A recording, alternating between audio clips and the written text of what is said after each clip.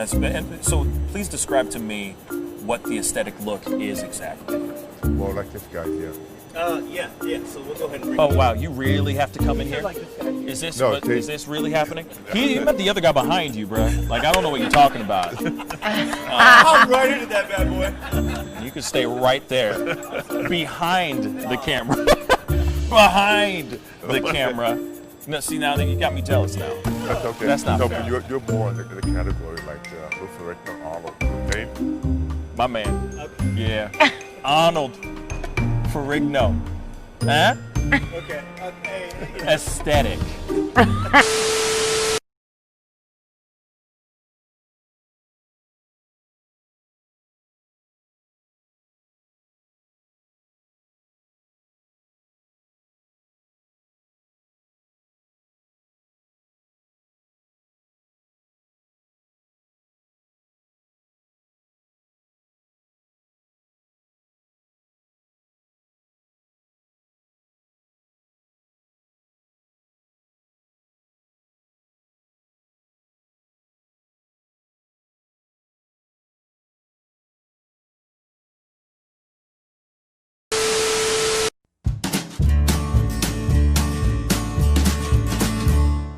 That's great, partner.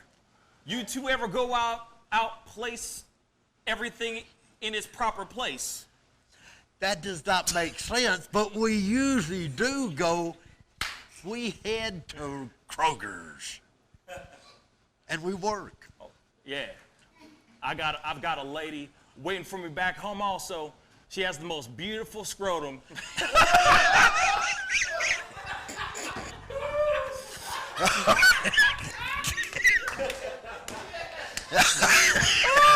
Oh, God. And when she sings, she sounds just like a puppy dog.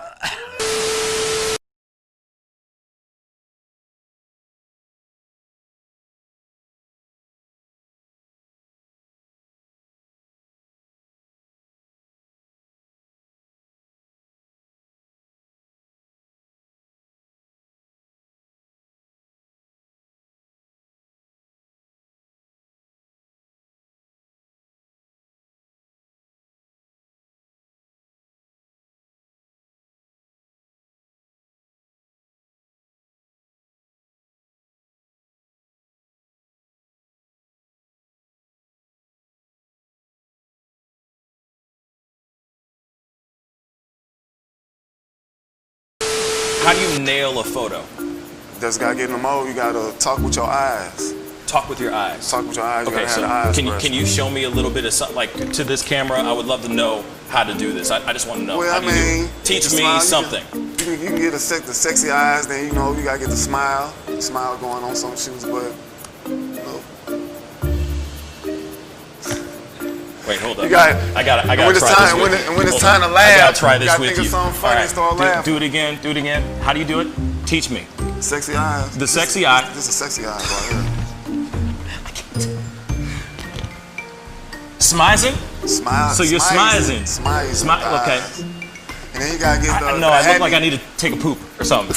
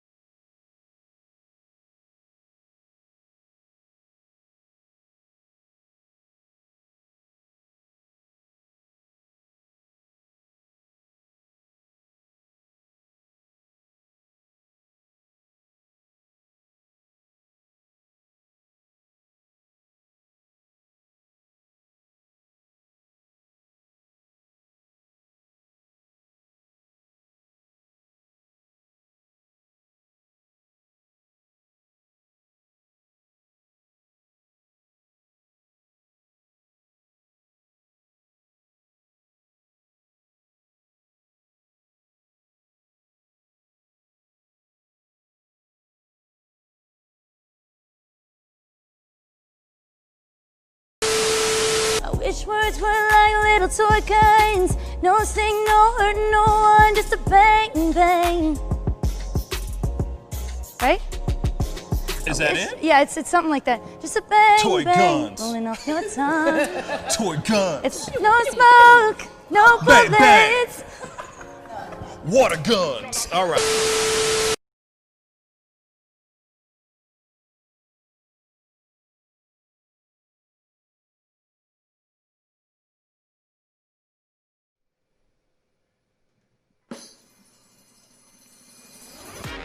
Pascal. You are now rocking with that dude Pascal.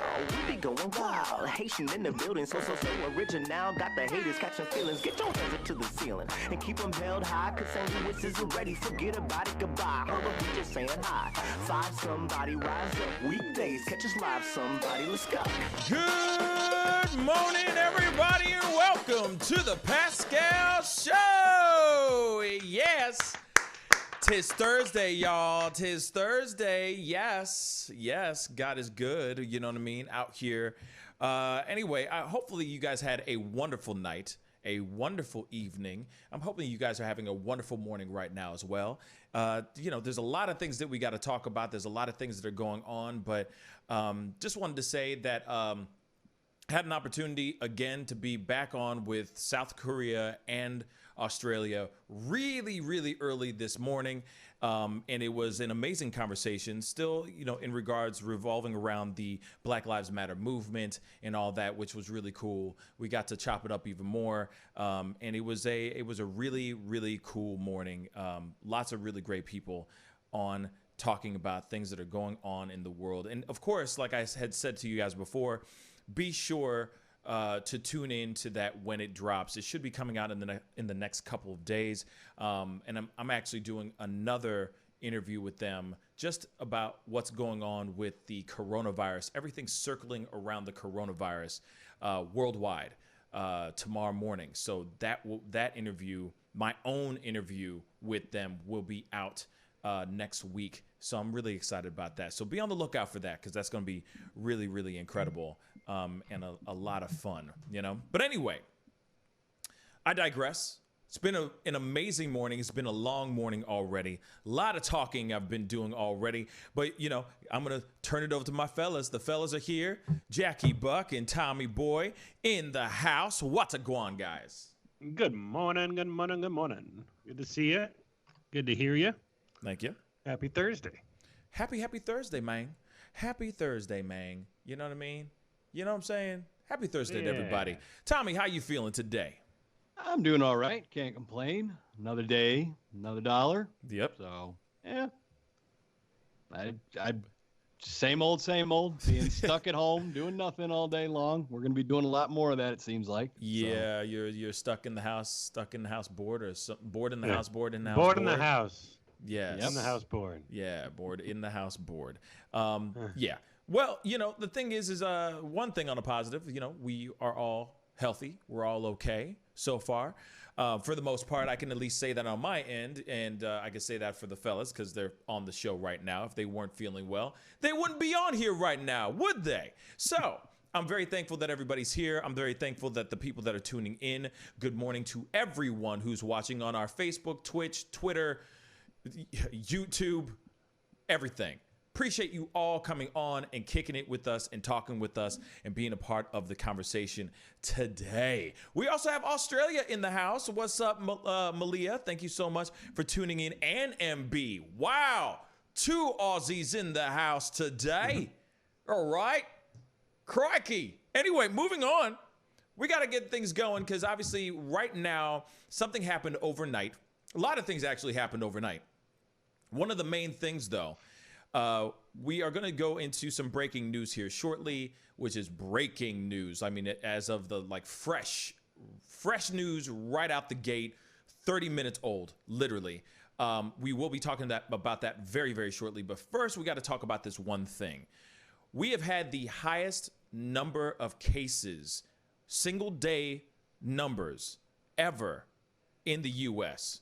We have crossed over 50,000 cases nationwide in a single day. That is the largest we've ever had in regards to the coronavirus. This is some wild, wild stuff. And as Fauci has already said before, I think we're starting to get into that world. We're obviously starting to go into that world where he has said, I mean, I'm not surprised if we start seeing 30,000 cases a day, soon to be 100,000 cases. Bruh, we went past that 30,000. We just went to 50,000 cases in one single day, guys. Crazy. I want to be like, let's clap for it, you know? America, we did it. No, this is not funny. This is not good things. This is not good things, y'all. Yeah, guys, let's talk about this. Let's run it around the room, man. This is effed up. Really effed up. Let's talk about it.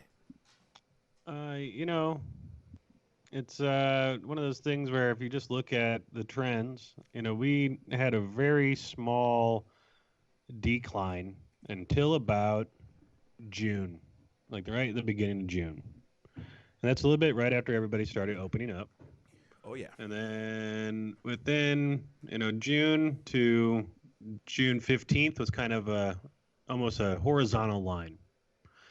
And then after that, it started going from like 20,000 a day to 30,000 a day on June 19th, back to 35,000 on the 23rd. And then on the 26th, we're at 44,000. And it dropped a little bit. We're down at 36,000 on June 29th. And then yesterday, 52,609 cases. 52,609? You said? Woo-wee! With also yesterday confirmed deaths yesterday. Hamburger. So as of so far, this is like overall, right? Right. Now we're at 130,000 people. Yesterday was 670 people that died. Well, Tom, what you think, man? Yeah, I don't know. I mean, I went to the grocery store yesterday and loaded up because I don't want to be leaving my house anytime soon. Facts. So, yeah, I loaded up a grocery cart full. It was basically overflowing. Spent way too much money, but I don't plan on leaving my place for as long as humanly possible. I mean, I had kind of, you know, since things had started kind of to decline in St. Louis, I had, you know, started to go out, get fast food, go around, do stuff like normal, but, you know, wearing a mask, of course. Of course. Not lingering anywhere too long. But, yeah, I think I'm going to hunker down again. And, yeah, just try and stay away from people for a while. What's funny, Right. What's funny to me, though, is that Missouri is still steady. We still don't have numbers like everybody else. I mean, not sitting here saying that should give us any reason to go out there and act a damn fool. I mean, we shouldn't be running out butt naked, licking each other's eyeballs and spitting in each other's mouths or anything. But still, the numbers here in Missouri have not gone up. They're steady. They're steady. They're not. We have not turned into a red state. You know, at least what I'm seeing as far as the diagrams that they have out there, as far as like how the states that are in the red zones, and we're just kind of steady. But it's coming. So It's coming. we were steady, and we were in the mid 200s every day. Damn. Until this last week, where now starting June 21st, we had 413, and then on the 23rd we had 434. On the 25th, 553. And then they haven't reported new numbers in the last 4 days. But in St. Louis County, we've had 6,616 confirmed cases with 581 deaths. And then all of Missouri has had 22,595 cases with 1,049 deaths. So half of the deaths are coming from St. Louis County. So, yeah, maybe Missouri's not going crazy, but St. Louis is having a field day. Oh, okay. Oh, and that's St. Louis County. St. Louis City has 2,493 confirmed with 156 deaths. So within our 30-mile radius, we have 2/3 of the deaths in Missouri.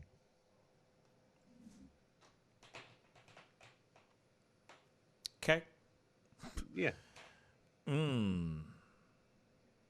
Great. Would you say hide your children? Hide your wives. Hide yourself?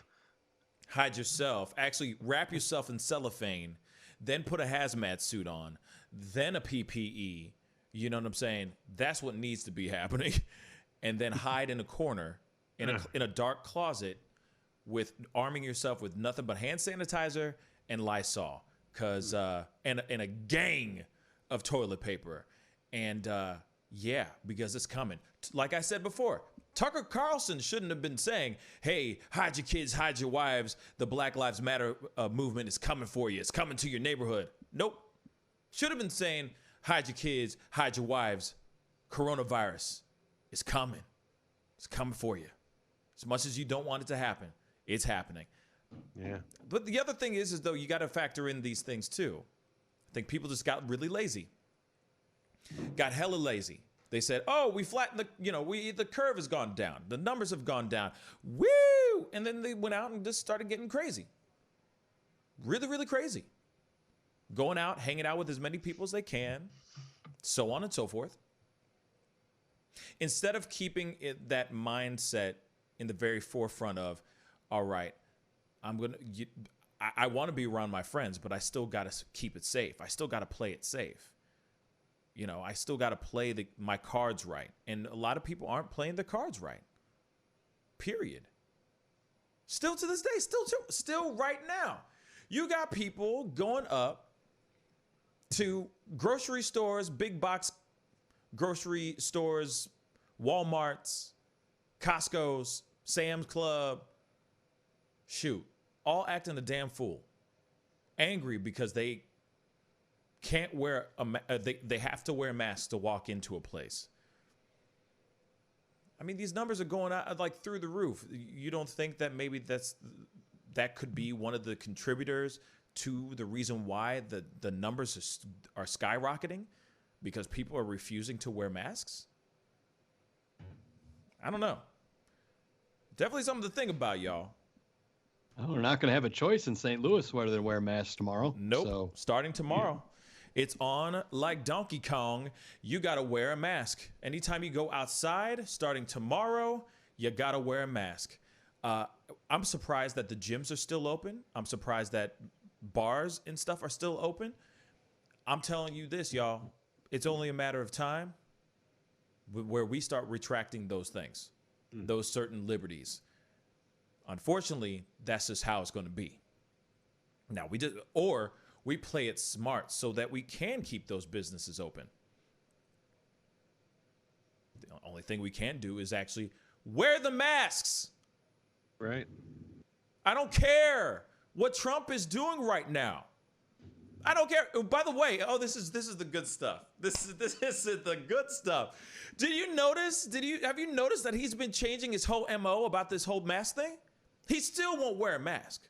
But now he's sitting there going, oh, yeah, it might be a good idea to wear a mask. Huh. Funny. I'm not bashing him. Just stating the facts, Jack. Hey. Just stating the facts, okay? Just saying. At first he's like, "No, man, that's BS. I don't need to wear one."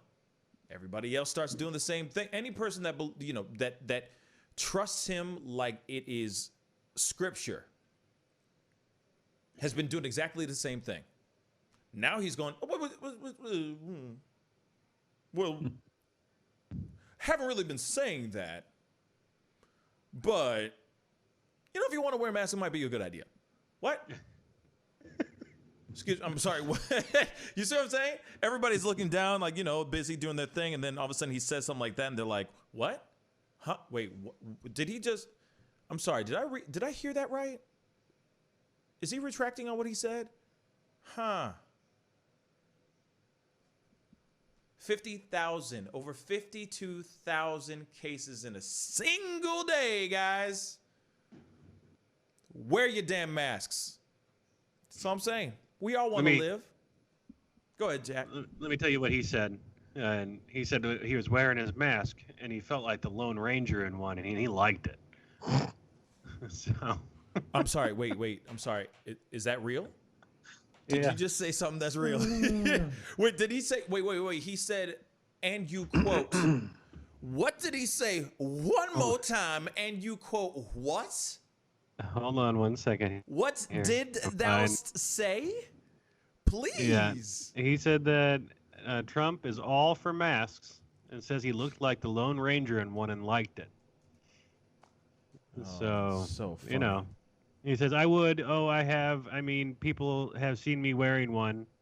If I'm in a group of people where we're not, 10 feet away but usually not in that position, and everyone's tested because I'm the president, they get tested before they see me. My question is, how is he wearing the mask? Because Exactly. the Lone Ranger's mask just went around his eyes. Facts. It didn't go over his nose and mouth. I was going to Did say. someone not tell him how to put his mask on? Something's not right. Oh, man.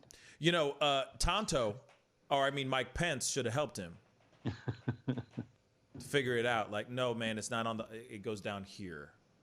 Covers your mouth. He said, I would have no problem. Actually, I had a mask on. I sort of liked the way I looked, okay? I thought it was okay. He said this on Wednesday.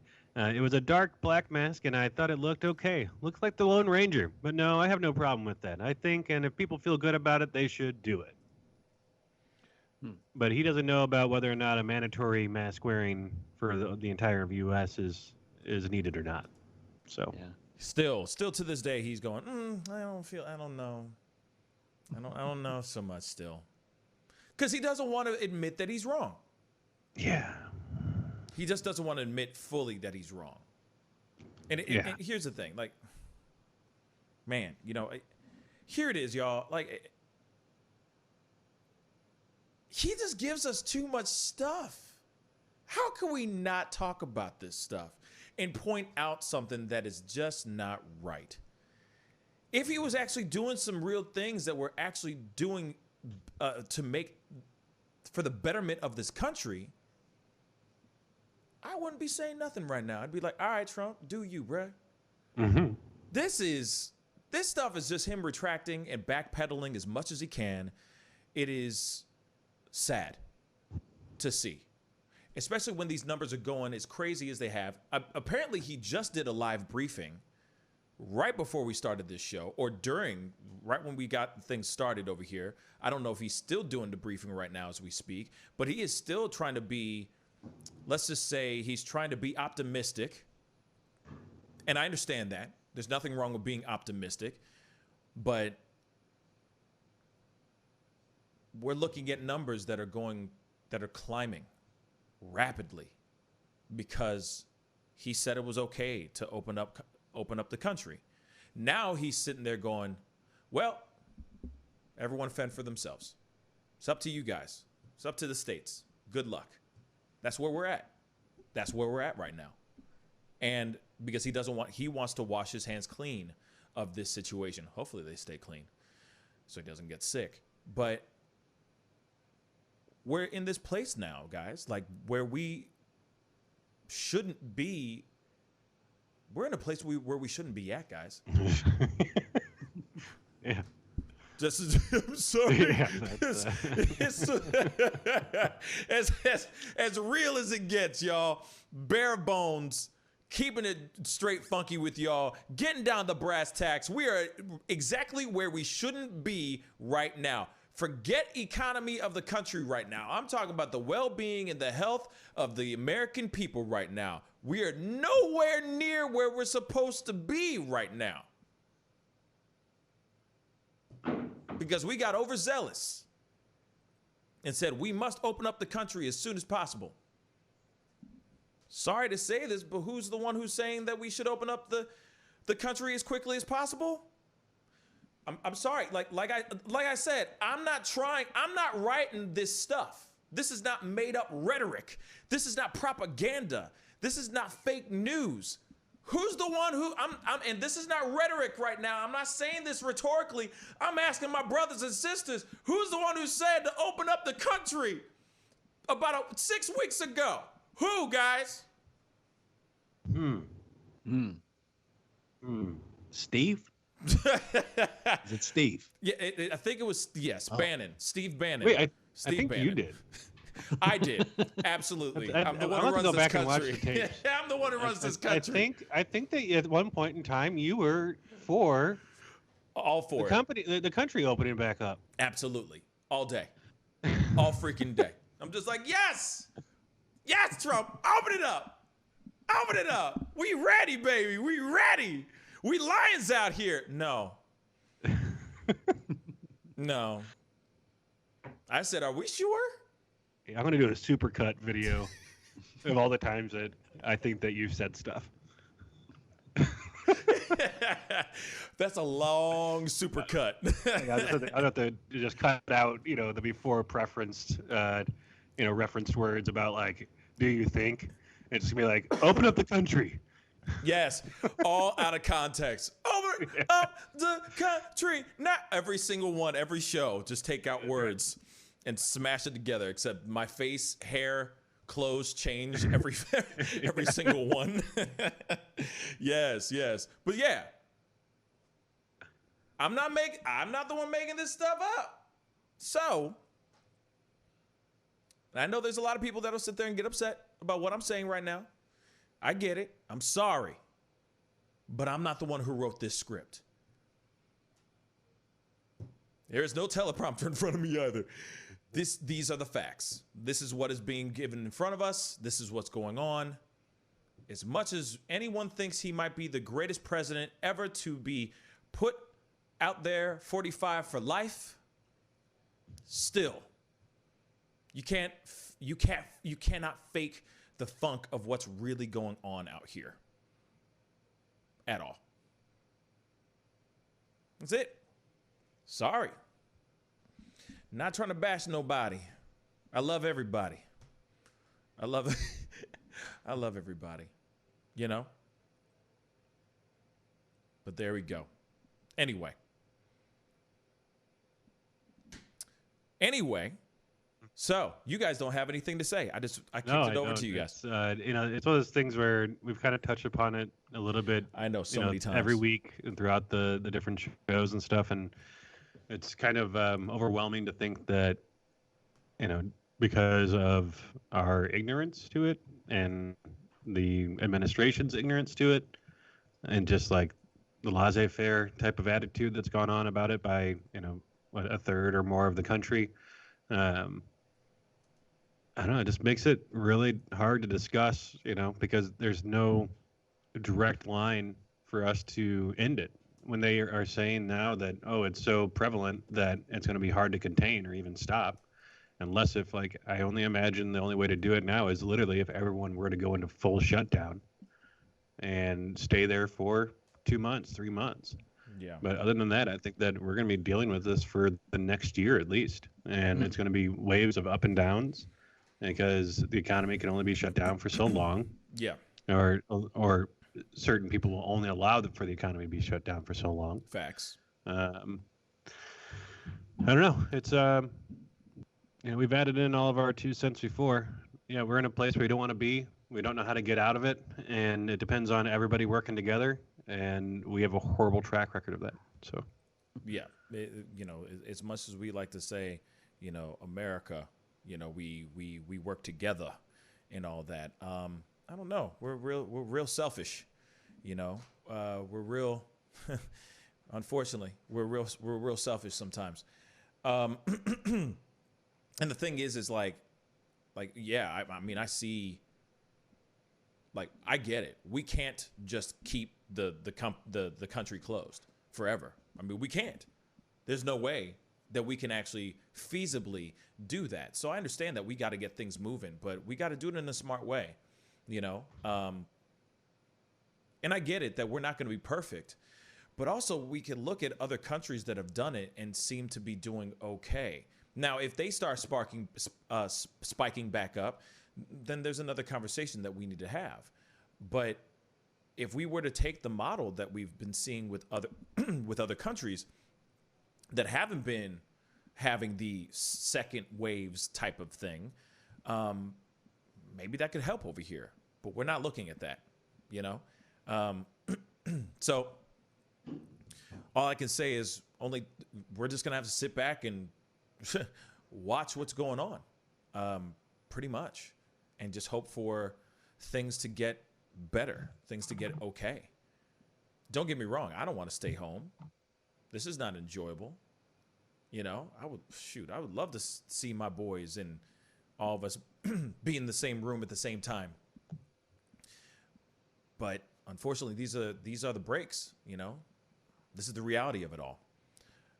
So, segueing on to another piece of reality, which I found really interesting. This is something that just broke this morning, right before we started the show.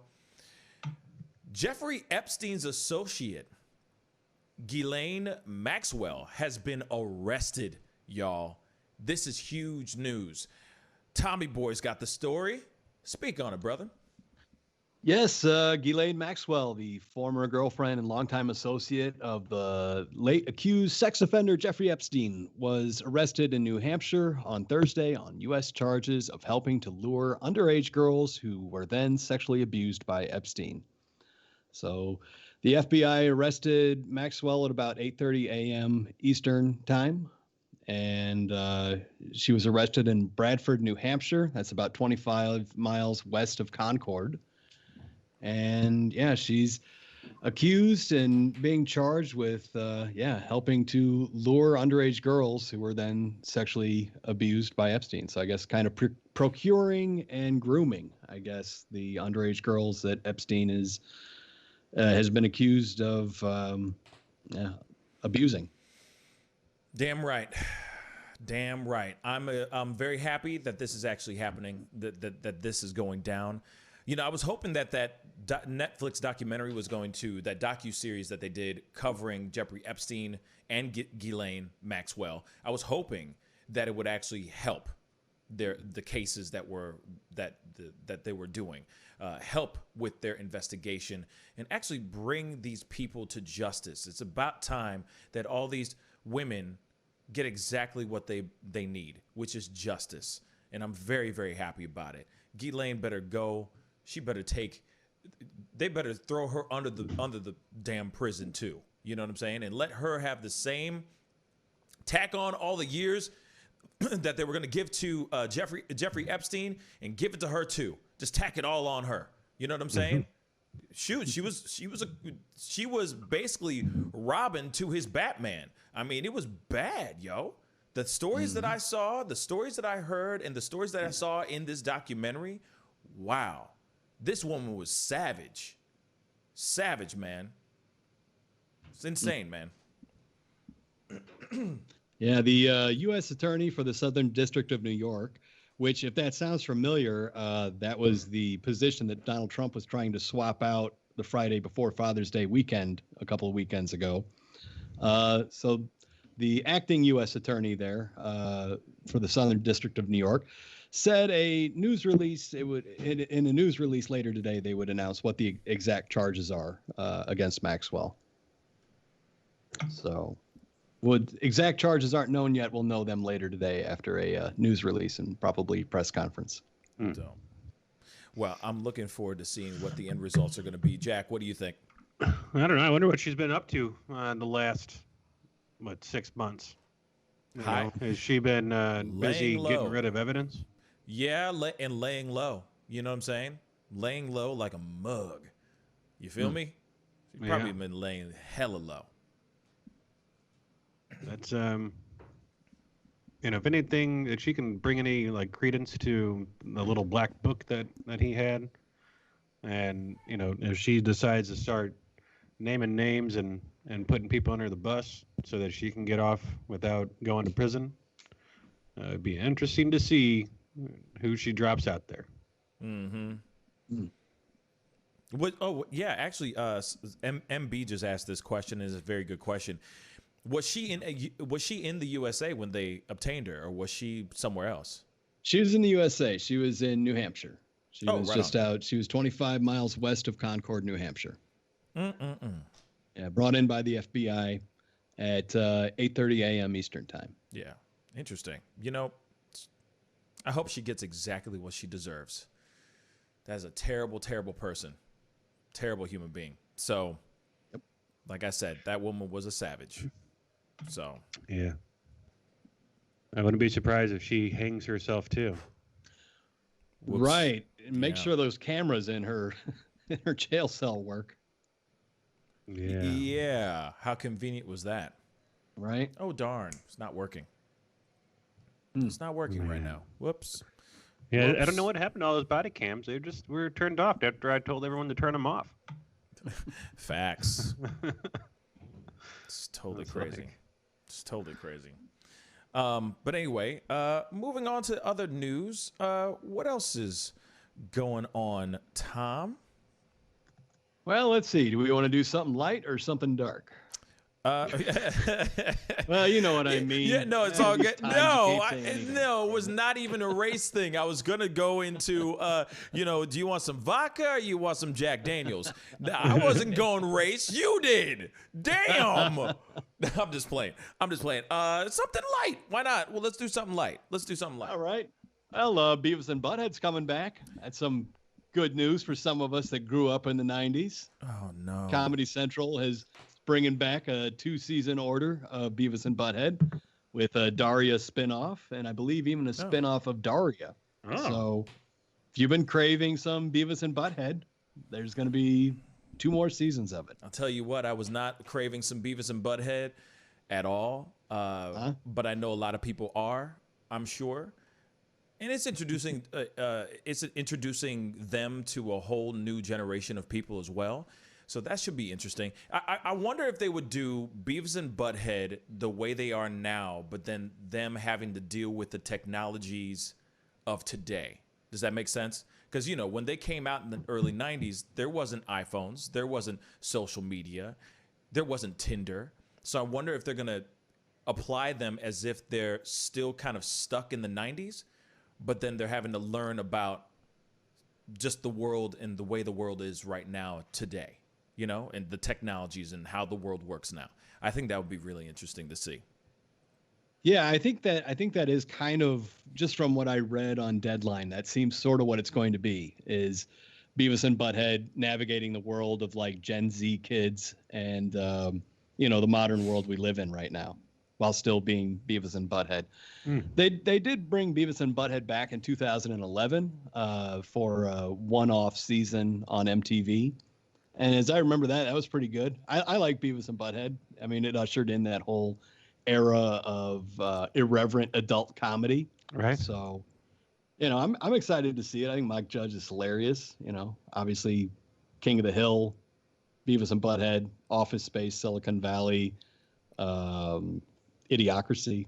I'm excited to see what he brings to the table for it. Simpsons. It'd be interesting to see Beavis and Butthead living in the modern world. Yeah. Isn't he the same guy who made Simpsons as well, right? No. Oh, no. No, that's Matt Groening. Thank you. I keep messing those guys up. I keep mixing them up. I don't know why. I guess they both came out at the same time, around that same era. So I just get those mixed up all the time. You know what I mean? But that's Will the interesting. animation be the same? I believe so. I mean, the 2011 animation, it was a little more cleaned up, but it was still, kind of the same sort of Mike Judge animation that, you're familiar with from Beavis and Butthead and King of the Hill and that kind of stuff. So, it's a little more cleaned up. I don't know if it's made on computers now, probably, but I imagine it'll look more modern, I imagine. Yeah. And Cornholio. Yes. Oh, please, God. Wait. No. You shut up, fart knocker. I'm Cornholio. Okay, yeah. I don't miss any of that. I really don't miss any of that. Stop growing up, Pascal. No, even when the show was out, like I just was not a fan of that show. I thought it was stupid. No offense to anybody that enjoyed Beavis and Butthead, but it just was not my thing. I just thought it was kind of stupid. And then going and seeing, actually seeing Beavis and Butthead Do America, just, to me was stupid. The only part that I thought was really funny was Lesbian Seagull. That part was hilarious. Other than that, I've just never been a fan of that show. I guess it's this humor that just doesn't speak to me personally. But then Beavis and Butthead basically was inspired by like Wayne's World, if you think about it. Yeah. It's the same thing, except just a little bit different humor. It's, it's Mike Myers, not the killer, but Mike Myers was sitting there going, hey, that same element, two dimwits, but they have their own TV show type of thing. So I thought that was really interesting. I liked Wayne's World. I enjoyed that part more than Beavis and Butthead. I guess it was just a little too lowbrow of humor for me. You know what I mean? That's just me, though. Yeah. It just didn't. Gee, I'm sorry. No. In the light of your immense knowledge. Things that are funny. Here it is. It just didn't speak to me. It was just not the humor I was looking for. You know what I'm saying? Like during that time, there wasn't a whole lot of. I hate to go there, but we are going to go there. But there wasn't a whole lot of black cartoons. There wasn't a whole lot of black humor out there. So it was really hard to, like, as far as like cartoons and stuff, the pop culture stuff, there wasn't really a whole lot of those kind of things out there for black kids, especially black teens during that time. There really wasn't a whole lot. You had like In Living Color, but there was a few other shows, Living Single and all that, but there wasn't really anything like Beavis and Butthead. And so for me, I couldn't relate to a show. We're going there.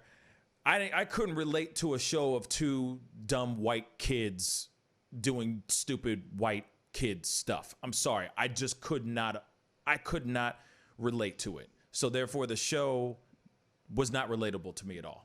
I wasn't listening to grunge rock. I wasn't listening to Nirvana. I wasn't listening to, what does he have on his shirt? Is it like Slasher or Metallica? Yeah, you got Slayer, or whatever? and the other one's Slayer. got Metallica. Yeah, there we go. I couldn't relate because that's not the stuff that I was listening to when I was a kid. You see what I'm saying?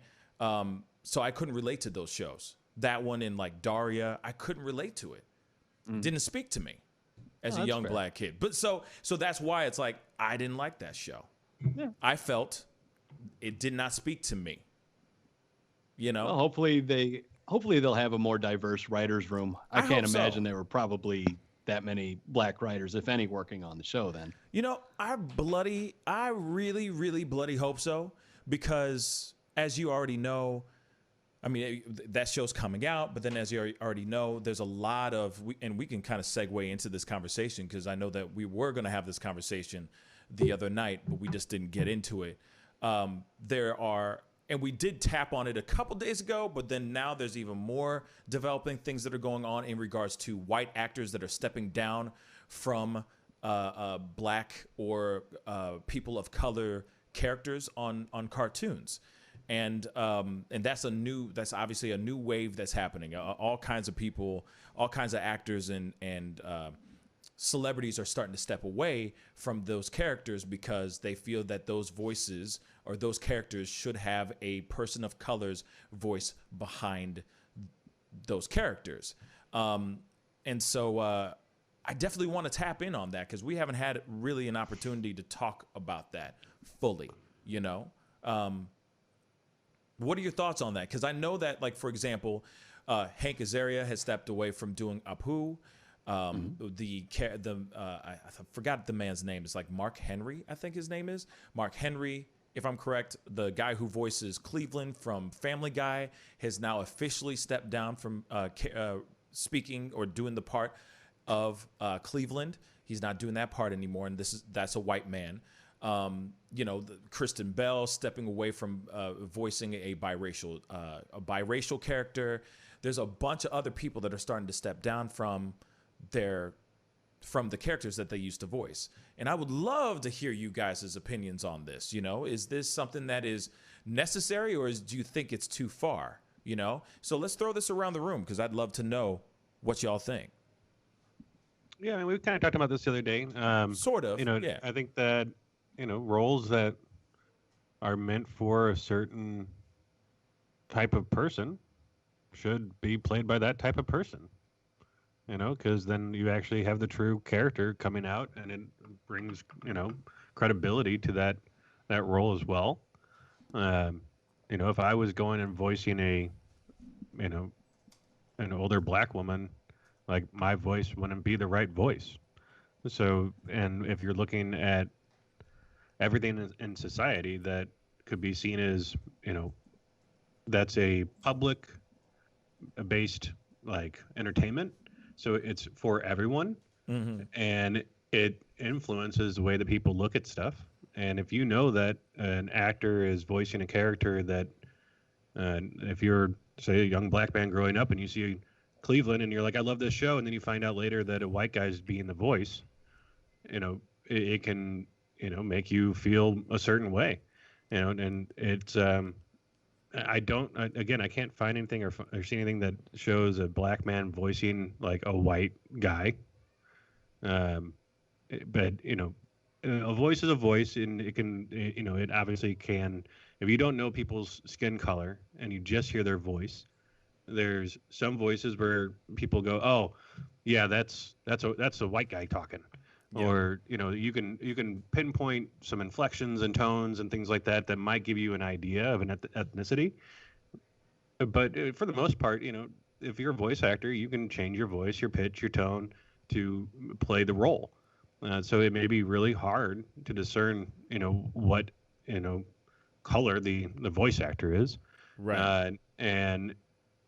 But I understand why it's the same thing as it's almost doing, instead of blackface, doing black voice. I mean, Right. Is there really a difference? Yeah, I see. I see what you're saying.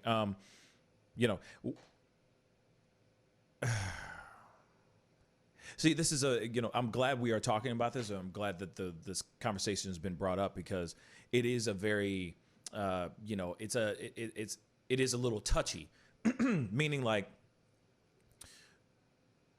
you're watching a character on screen, right? You're not watching somebody wearing blackface on screen. You are seeing somebody who is voicing an actual character. There's been writers that are writing the jokes, writing the story, and telling the story. Now, my only concern really is not about the actors who are playing that particular part. Real talk, if they're slaying it as Cleveland, or if they're slaying it as Apu, or if they're slaying it as any of these other characters that are on TV right now or on Netflix right now, it really boils down to what is in the writer's room. Who is in the writer's room writing these jokes? I think that that's more important than the actual person voicing the character. Because here's the thing. If there are a whole bunch of racist Indian jokes, let's just say, stereotypical Indian jokes being thrown at Apu's character, and Hank Azaria goes into the room to voice Apu, and he reads these jokes, and he's supposed to read these jokes, I would hope that he would at least voice his opinion, make his voice heard, literally saying, hey, this is racist as hell. Or somebody in that writer's room who's writing that joke is sitting there going, or reading that joke, going over that joke, is saying, nah, that's not cool. That's not cool. Or if that person is in there that is of Indian descent, is being able to speak on behalf of the Indian culture and be able to put in their own 2 cents in regards to the life of being Indian immigrant in America. And then you give that script to Hank Azaria, then Hank Azaria is able to read and do his part as Apu. Then there's a proper representation, at least in the writing, of Apu on that show.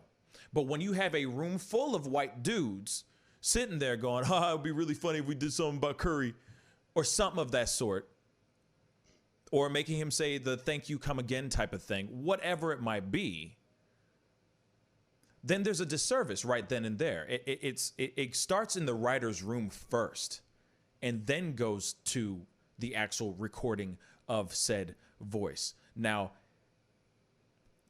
I'm not sitting here saying that they shouldn't find an actual person of Indian lineage or Indian descent. I mean, okay, come on with it. More jobs for people of color. Let's make it happen.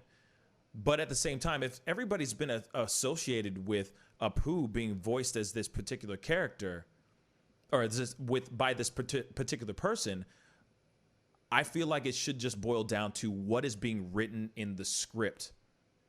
Who is in the writer's room writing these scripts? That's what I think, because somebody did mention something which is very true. And it turns into a huge concern, which is Yogi Fish said, would only Italians be able to voice Italians? Only Irish do leprechaun voices? And I see your point. I definitely see your point. Then it turns into, okay, if we're gonna do an Italian voice, we got to make sure that this guy's Italian. We got to call up Joey Coco Diaz to do this, or may he rest in peace, James Gandolfini can only do this voice. You see what I'm saying? It's like, but if somebody's an actor and he can kill that voice, why couldn't he be able to do that voice? It all comes down to the writing, I personally think. So let's take it a little bit, I guess, view it from a different way too. So so if it's all done to the writing. So say you have, what was that the movie that was about the black couple that went on a date and was getting pulled over? I had not had a chance to see it yet, but written by Keenan, or not Keenan. Trying to think of the director's name too. They got the Comedy Central show. I'm blanking on names. Help me out, guys. No one? Wait. Describe it one more time. I was responding to. They came after the Chappelle show and did their duo. Oh, Key and Peele. What's that? Key and Peele. Oh, Key. Yeah. So I don't know who wrote the script, but what was the movie about the two people that were in the car? They get pulled over by the cops. They're dating. It just talking about Queen and Slim? Yes. Oh, Queen and Slim. Yeah. Didn't he write that? No, I don't think he did. No, that was based on the book. Lena Waithe wrote that script, and she's one of the actors and creators of The Chi that's on Showtime right now. Okay, yeah. So there you go. She writes it obviously for black actors to play. Yes. Imagine putting two white people in that role, but tell them to use black voices. That would be a different story, for sure. It would be a different genre. They would be brought up in a different demographic in a different area of town. No, just say play black, but not with the black face. Use a black voice, but you're a black character. See, now, okay, so here it is. When it comes to that kind of movie, because they've already shown that type of people, because those type of people do exist. Just so you know, there are white people that do have, more of urban swag to them, speak in a certain way, were born and raised in the inner city. They do exist, y'all, just so you know. So there are people out there like what's his name? I'm starting to, I forgot his name. I'm forgetting his name. But anyway, what's his name? James Franco imitated him basically in the movie Spring Breakers. And I'm trying to remember of the guy. It'll come back to me. Anyway, so let's just say Queen and Slim was portrayed by two white people. And they said, hey, we need to be a little bit more urban, as they would say. We need to be more street in this movie. All right. Well, then when you do that movie, hopefully you're showing, because here it is. At face value, when you ask that question, it's not a cartoon. You're putting your face out there. You are physically embodying a particular character on screen, physically. So if you were to play Slim and, a white girl plays Queen, then we would expect, at least the audience would expect, for them to show a little bit of a background of who they are to justify the reasons why they act the way they act and why they sound the way they sound. If they were to just suddenly just go, oh, here's this two white people trying to act black in a car, some Bonnie and Clyde-ish with a tragic ending, sorry, spoiler, then, there'd be a lot of people up in arms being like, there should have been a story behind this. There should have been a backstory, because why are they doing black voice, and why are they doing, why are they acting this certain way? Now, when you talk about a cartoon, you got black character in the cartoon. When you're watching the cartoon, you're not automatically going, is that a white man playing that? Is that a white man? No, you take it for face value for what it is right then and there. It's right there in your face. You see what I'm saying? Right. So if it's like, oh, that's Cleveland, you know, because I know that the world was like, whoa, when they came out with the voice actor that actually plays Cleveland. They're like, get the hell out of here. This man white, y'all. Bruh, this man white. Like, no one knew unless you really looked it up. You know what I'm saying? Because he played a character. Everybody accepted Cleveland as Cleveland on that show. You see what I'm saying? So, Right. You know, it's a little different when you're putting white person, you know, when you got two white people playing and trying to play Queen and Slim. And then by the way, Queen and Slim, they were just them. There was no urbanizing them. There was no swagger of any type. They were just, because that movie was really good. I'm sorry, you got to go see it. But they were just two black people dealing with some BS. There was no like, we got to make them more street. We got to ghettoize them. We got to make them more quote unquote black. Nah, they already black. So the conversations that they had, the way they talked and how they interacted with each other was completely different, you know? So, you know, this wasn't no like Boys in the Hood type of stuff. This wasn't Menace to Society type of attitude and approach to things. It was completely different. You know what I'm saying? But, you know, like I said, like how we portray, how voice actors portray those particular characters is very important. But I also think it also goes down to not only the communication that the actor has with not only with the director, but it's also the voice that they have. It's also the conversation and the dialogue that they have with the writer's room as well. And I think that if you have the right type of actor or the right type of person behind that voice or behind that character, that's very self-aware of what they're doing, not just trying to secure the bags. If they're very aware of what they're doing and how they're portraying this particular character, then there needs to be communication all around. So in a way, I don't think that these actors need to step down in a way. I understand that like the cancel culture is blazing through and people are trying to right some wrongs and all that. And unfortunately, there will be casualties within this wave of this cancel culture. But I do feel that if they are sitting there going, hey, we need to have an open dialogue with the writer's room and the director to make sure that these things are very fair and that these jokes aren't just racist jokes every time. I'm telling you right now, I watch Family Guy all the time, and they make jokes about Cleveland all the time, and it's a lot of race-related jokes. Now, if the actor that's voicing that person or the actor that's voicing Cleveland was able to speak up, or if the writer's room maybe has some black voice writers in there, have some script writers in that room, then maybe these jokes would not be what they are. And they're small jokes, but it's always a reminder that Cleveland is black every single time. Those kind of things need to stop. And if that voice actor would actually step up and say, man, can we just have this Cleveland character not be doing all these race jokes all the time? Can he not be the Sammy Davis Jr. of this situation? Can he not be the butt of all these jokes? Can we throw these jokes back at them for you know what I'm saying? Something. Then I think that the approach and the appreciation would be completely different. So you're saying it's about intention. Yeah. Yeah. It's context. It's so intention. A vocal depiction of somebody with the intention is okay. But then we were just talking the other week about how the intention of blackface doesn't matter, right?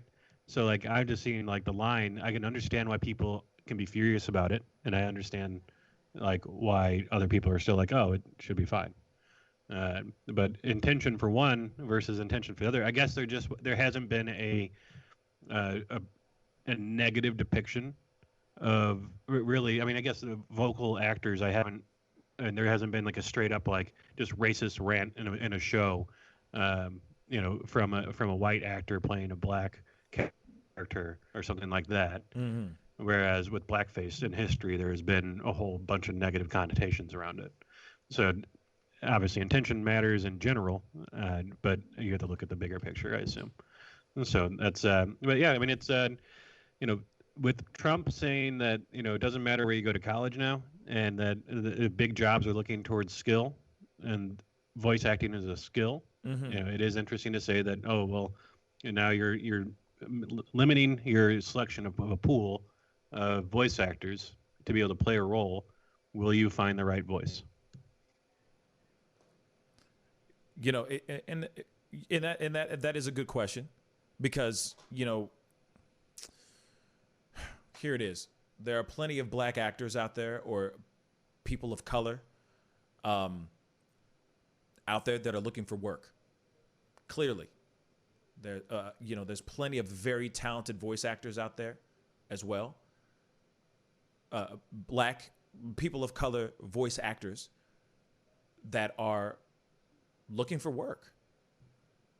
So I'm not saying that they couldn't, like, say a black voice actor couldn't play a white guy in a cartoon. You know what I'm saying? You know what I'm saying? I'm not trying to throw. You know what I'm saying? I feel like there should be more opportunities for people of color, for sure. But I feel like, those staple parts have already been done, have already been established. Create some more characters. Bring those other characters on. Make them prominent characters on a show. Make sure that those voices are people of color. You see what I'm saying? Right.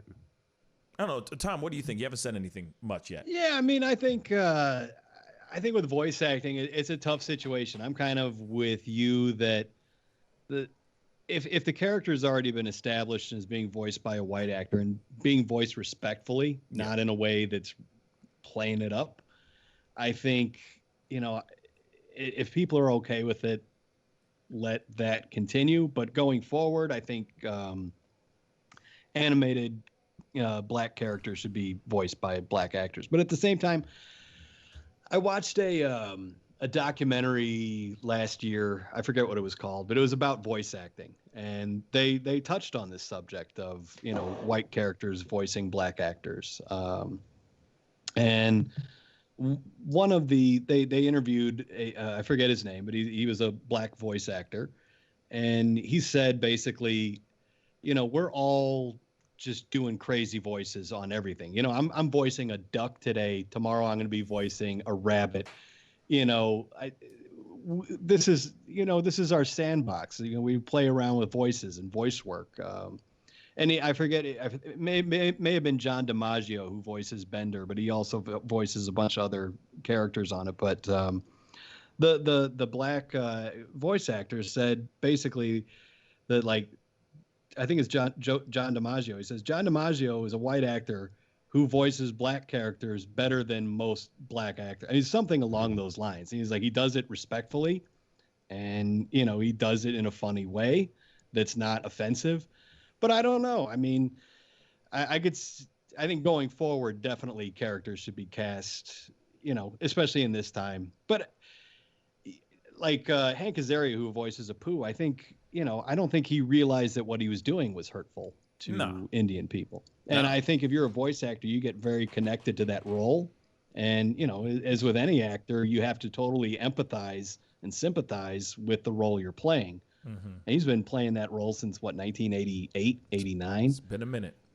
Yeah. And, I mean, obviously there are parts of that I'm sure are very hurtful to Indian people. The thank you, come again, the kind of playing up that aspect of it. But I mean, you look at an episode like where Lisa becomes a vegetarian, and it's pretty respectful of Indian culture and Hinduism. And, there are a lot of people that learned about Hinduism, at a young age from The Simpsons through Apu.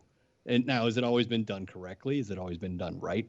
Probably not, and obviously not. I mean, it's offended a lot of people, but it's a hard thing for some of these voice actors to kind of realize that what they've been doing has been hurting people. Yeah, absolutely. And here the other thing is that I commend somebody like Hank Azaria. I'm a fan of Hank Azaria. I think he's a very, very talented actor, and very talented voice actor as well. I mean, he plays a lot of other characters on Simpsons other than just Apu.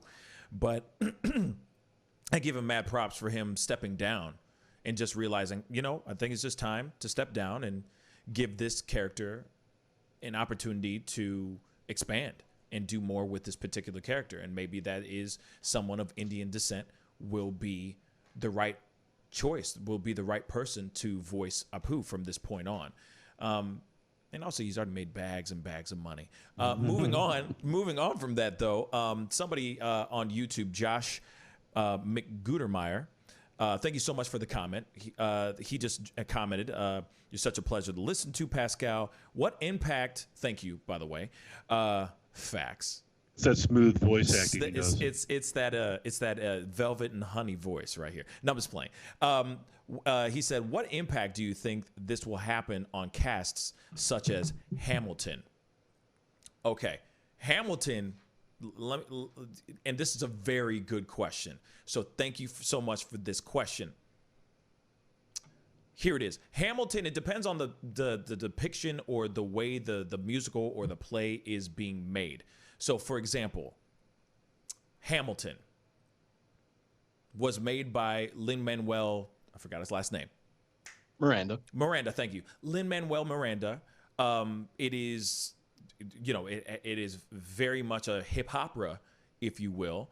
And it is a multicultural cast. Now, the whole point of him creating that musical was to create more opportunities and have a more multicultural cast. So I understand that he is portraying Alexander Hamilton, and obviously Alexander Hamilton is not of Latin descent. But that is what the play in which that he is created and what he is built to be portrayed as. A multicultural cast telling a story on stage. And I think that's one of the reasons why, there was a big wave in the early 2000s where a lot of classic plays were starting to be portrayed and played by actors of all ethnicities, multicultural cast, not just Romeo and Juliet just being an all-white cast. During that time in the early 2000s, they made sure that it was like, oh, well, we can make the mom black and the dad Asian and Juliet is white. We can make Romeo. We can make Romeo be, Latino, and then make, such and such. You see what I'm saying? It was not because they were classic plays. They were able to mix it up and have a little bit of fun and create diversity on the stage, on which a play that we would usually go see that is normally not portrayed that way. It would either just be an all black cast or an all white cast or all Latino cast, and that's all Asian cast, and that's it. You see what I'm saying? So Lin-Manuel's show is, a bunch of actors, a diverse group of actors telling the story of Hamilton, but that's how the show and the foundation of the show is. That's what it's been built on. They are not making any racial jokes. They are telling a story. And that is something that I feel is very, very important to look at, and actually you can click and drag that onto any cartoon out there. It's making sure that the jokes are not punching down, it's punching up. And that's what is really, really important when it comes to the next steps in which what they do here in the near future with any of these cartoons and any of these actors that are stepping down. I commend the actors that are stepping down and giving people giving a space for people of color to step in to those particular roles. But I also say, are they really looking into the diversity into the writer's room? Because that's where it really is. The actors are just there to speak the words and tell the story. The writers are the ones that are writing it. And that's getting okayed and getting passed through. Anyway, we got to go into a quick commercial break. Thank you guys so much for your comments. It's really, really wonderful. We'll be right back. We got more to talk about because, you know, the world's burning. We'll be right back. This is The Pascal Show. Bye. Hey, take off the Ms. Feinberg, I'd really appreciate it if you would close your legs. Do you find it distracting? Power, respect. The festival is crazy in the streets. Deception, the fakers and leaks. Entertainers are trucking for tweakers and losing their circles and loves are unique. All of us under surveillance. People are feeling they made it. Half of them stumbling around and they faded. They live in the world that's degraded for people that's constantly hated. But you see how he makes these S's in his body right here? That's where he's hanging on, and then he's moving forward with the locomotion of his ribs. That is classic Missouri rat snake right there. I mean, so I'm gonna go ahead and grab him before he gets into a hole. Now, these snakes are not biters. They won't bite as long as you don't squeeze them. If you just stop them like this, it'll freeze them, and then you just gently pull them back. As long as you don't squeeze them, they won't bite. Yo, Mike, what's up, man? Guy? Good to see you, man. Yeah, so Sugar Fire. Yeah. Fully open, right? Yeah, we're pretty much open. You can't sit inside yet. Monday you can sit inside a little bit. We'll have 25% of the tables inside, and then we're letting it rip outside. So I know that there's a lot of people really concerned about staying safe and all of that. No, so what are you guys doing in regards to that? Well, we have extra people to clean, rub everything down all the time. Everybody inside's wearing masks. And we have those little stickers on the ground so everyone can stay 6 feet apart. Right on. The tables are all spaced out, inside and outside. Sugar Fire, open in full effect right now. They're staying healthy, they're staying clean. Go get you a rack of ribs. Sugar Fire, open right now. Thanks.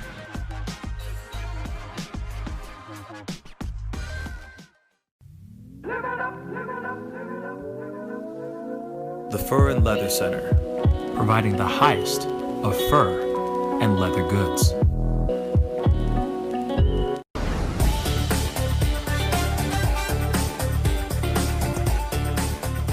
You're gonna perform tonight. I can't make this interview boring because this man is too exciting as a host. And I'm truly saying this, and if y'all can't do this, me and this man here is gonna leave and go somewhere else where we can get some love. I want everyone in the building to say, I love Pascal on the count of 3. 1, 2, 3. Wow.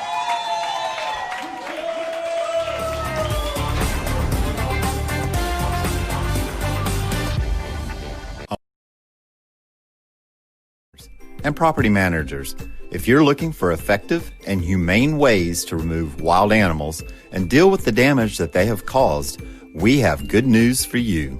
Introducing Wildlife Command Center, a professional nuisance wildlife management company specializing in providing animal removal for residential, industrial, and commercial clients.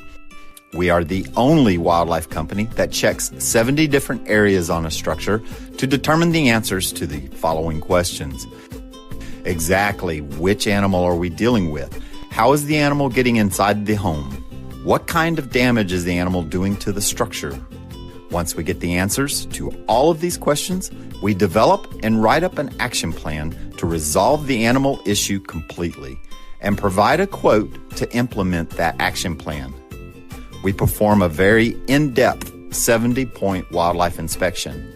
From visually inspecting the highest point, the chimney, to physically crawling inside the attic space and looking for animals, chewed wires, fecal matter, chewed structural wood. We inspect everything. Our inspection process covers all of the following 70 points: animal-proof chimney cap, roof ridge vents, roof to soffit junctions, dormer fascia, attic gable vents, gutter lines, fascia trim, garage door, utility penetrations, water, gas, electric, and cable, bathroom vents, attic roof ridge vents, attic electrical, wiring, junctions, boxes, and lighting, concrete decks, additions, wooden crawl spaces, basement plumbing, penetrations, ceiling, floor, and wall. Wildlife Command Center's mission is to deliver the finest quality wildlife removal and pest control service that is safe for the environment. For more information, call us now.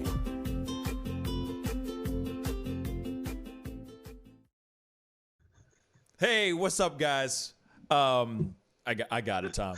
I'm gonna jump into something. Thank you guys so much for tuning in. If this is your first time checking out this show, please go hit that like button underneath this video right now as we speak. Definitely, if you haven't done it yet, crush that subscribe button. That would really, really mean a lot. Anyway, we got to go into this next conversation. There is some stuff that I wanted to talk about. There's a video that was sent to me last night that I checked out this morning, and it really kind of shook me, and I felt moved to share it onto the show. And I think this is something very, very important that I think we all should see, especially everybody who's out there, going to celebrate or do anything that is related to the 4th of July. I want to make sure that you guys get to see this. It's something that I was kind of like, is this real? Like, I didn't know if this was real or not. But I wanted to pull this out because this is something, like I said, I think it's something very important that we all should see. I'm not trying to fearmonger, not at all. I just want people to be aware of what's going on and what could happen over 4th of July weekend. So here it is, guys.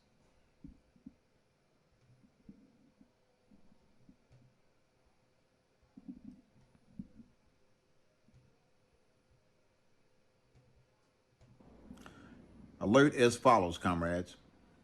This is an early alert of supposed activity this weekend on the 4th of July that would cause harm to our people on a very large scale. The Huey P. Newton Gun Club has received intel from 2 credible sources that multiple white nationalist groups / militias are planning a nationwide attack on all of our people over the 4th of July weekend. The sources could not confirm the motives of the nationalists, but they might be tied to the events that have recently happened with the taking down of Confederate symbols across the United States and the retaliation against police brutality across the United States as well. We as a preparedness group should take this threat very seriously for 2 reasons. 1, for the events that have sparked the epicenter in Minnesota with the murder of George Floyd and the sudden spike of Klan recruitment in the southern states the past 3 months. Please do not take this threat lightly, okay?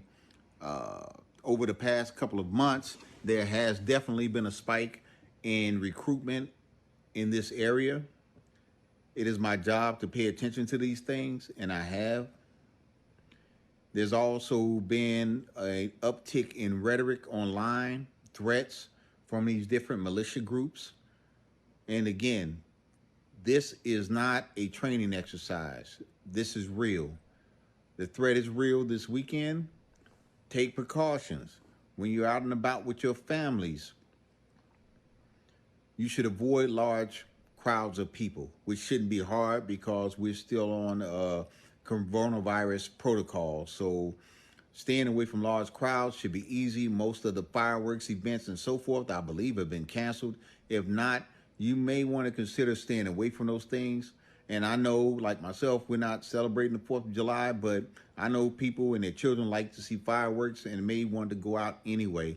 I would advise you not to do it. Okay. So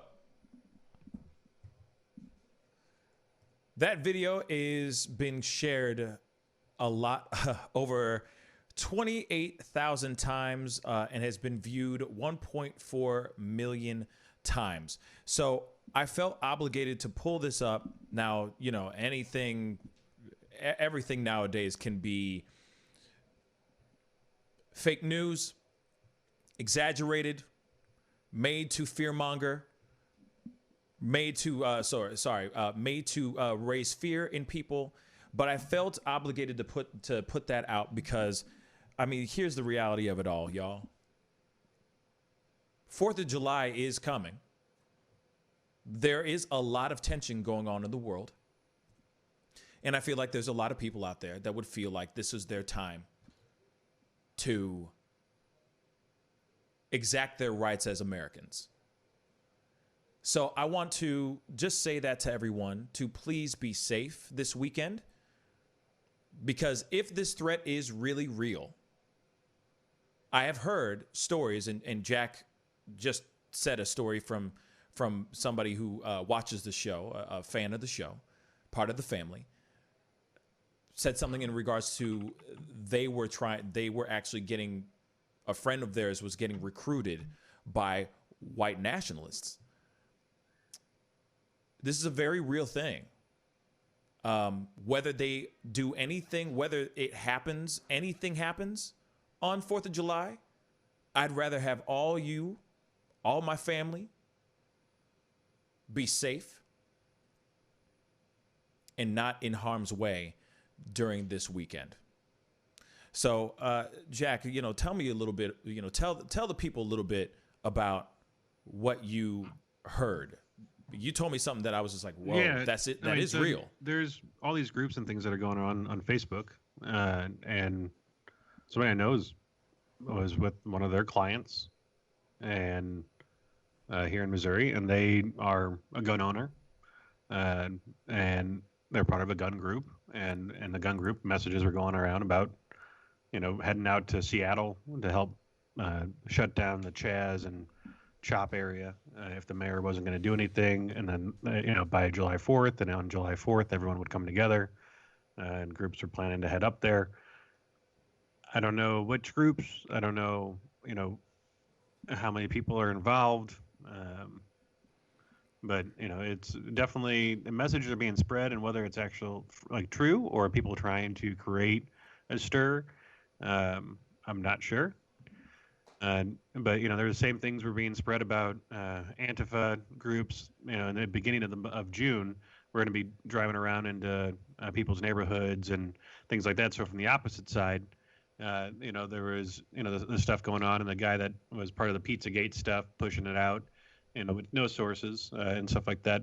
But there's another Facebook thing that was going around and getting tons of shares from a lady that was passing around a meme or whatever. Or, you know, she said that she got an iMessage from someone saying that people are going to be going around in U-Hauls and being dropped off and using fireworks as cover for gunfire. And I don't know. It's I think every 4th of July there's some group that always comes out, but with everything else that's been going on leading up to this 4th of July, things seem a little bit more realistic and possible.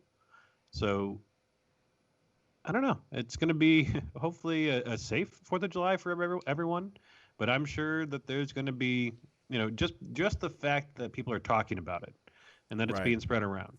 Even if the whole thing isn't true, there's always that chance that some small faction of people decides to do it on their own, and you know, decides to go out to their local fireworks thing going on, or to go out to some other city that's near them, and to cause havoc and to create a panic, to actually bring guns and use them.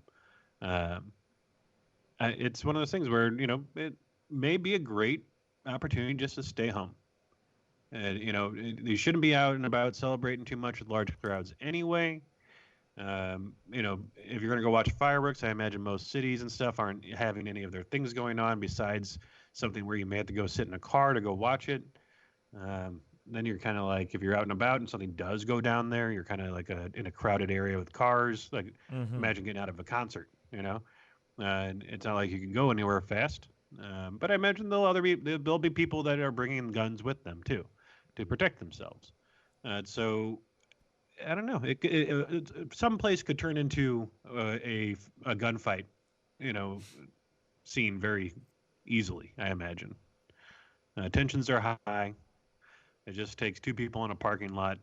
People are already pulling guns on each other. I just saw TMZ had broke a story about in Detroit how a white woman was pulling a gun on a black lady with her daughter. Yeah, we're after they walked by each other and like bumped each other. Yeah, we're gonna be pulling that up here in a second. I have that video as well. I mean, it's people are on edge and people are feeling like they're under attack on both sides, and especially people that are possibly racist. They're feeling really under attack, and if they're going out and they're on edge, and if they want to go out and cause an issue and they're looking to cause an issue, something's going to happen. If they're just saying, oh, I'm not going to go join that, but people are joining in the conversation, someone's going to go and someone's going to do something bad. Right. Be safe, Tom. Be on alert. Right, Tom. Yeah, I don't know if it's true or not, but certainly I'm sure there are people out there that are wanting to do something, wanting to hurt people, wanting to take advantage of the situation to go out and, kill people. So I'm sure there will be terrorism, unfortunately. I guess my question is, why isn't the FBI, if this is true, if these threats are being thrown around, why are we not hearing it from the FBI? Yeah. Why isn't the FBI letting us know, like, hey, we've been hearing a lot of talk about a possible terrorist attack. I mean, occasionally you'll hear them say, like, there's a increased risk this weekend of terrorism. We haven't heard that in a long time. Yeah, but it's been a while. I would hope that if there was a true credible threat to the public safety over the 4th of July weekend, that the FBI would take the lead on it and say, okay, we've been hearing chatter about a possible terrorist attack, be on guard. So, I mean, I would hope the FBI would do that. Yeah. Yeah.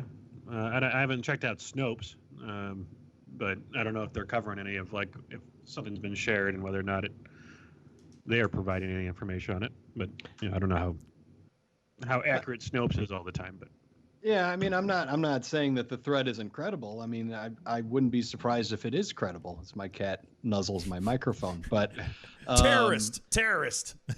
Yeah, that's right. She's terrorizing this conversation, man, and she's infiltrating evildoers. Yeah. All right, go ahead. Well, yeah, I don't know if the I don't know if the threat's credible or not, but I imagine there are people out there that are wanting to do something right now. But I would hope that if there's a credible threat, that the FBI would let us know, hey, we've been tracking some chatter online about people wanting to get together and, hurt African Americans this weekend or something. I would hope that the FBI would let us know that. Well, we'll find out. Yeah, most places, aren't having events, right? But it looks like Trump is pushing for a July 4th celebration at the National Mall with one of the largest fireworks displays ever. Yep. And they're going to be giving out as many as 300,000 face masks, even though it won't be required for people to wear them. Yes. Real quick, Yeah. before we dive into that, I just wanted to say my piece. Please, everybody out there, if you're going to go and celebrate 4th of July, please just do it at home. Just do it at home. I know that there's a lot of things before we go into the 4th of July celebrations. There's a lot of places that are going to be shutting down there that aren't doing any fireworks at all because they don't want people getting together. There's obviously because of the rise and the spike in cases that are going on right now. But I would just say, if you can, please stay home, stay safe, do your stuff, do all your barbecuing and all that. If you're going to have friends over and everything, make sure that they keep their asses outside on the patio or out in your backyard. Do not try to bring anybody into your crib, but at the same time, just be wary of your surroundings. If you end up going any place of some sort of downtown fair or some big event that's going on, just be wary of your surroundings, because as much as I keep saying, I don't know if this is entirely 110% real, it doesn't hurt to be safe, rather be safe than sorry, So I would just say, please be safe with that, please. All right. We all want I want all you guys to come back on Monday talking about how you guys had a great time and ate the worst barbecue you ever had or something like that, or the best barbecue you ever had. Just the fact that, just regardless of that, I just want you guys to be safe. All right. But anyway, you were saying, Jack, about this fireworks. One of the largest 4th of July events is planned to be going on. And Washington parks and things like that, and the Washington mayor is like, I don't want this to happen. It's against the CDC guidelines. There's no way for people to social distance without that big of a crowd. But they can't shut it down because it's all on federal land.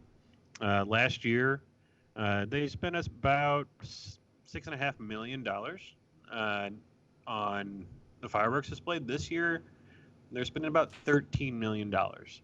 It is going to be a mile-long firing of 10,000 fireworks. Wow. It will be the largest in recent memory. And Trump said that what will, without question, be a special evening. Of course. So, without question, will be the biggest event ever in the history of 4th of July's. It'll be the biggest you've ever seen. Of course. What else is new? Not surprised. This year they won't have military vehicles, though. Although Trump would really like to have them. Of course. Of course he does. What else is new? What else is new?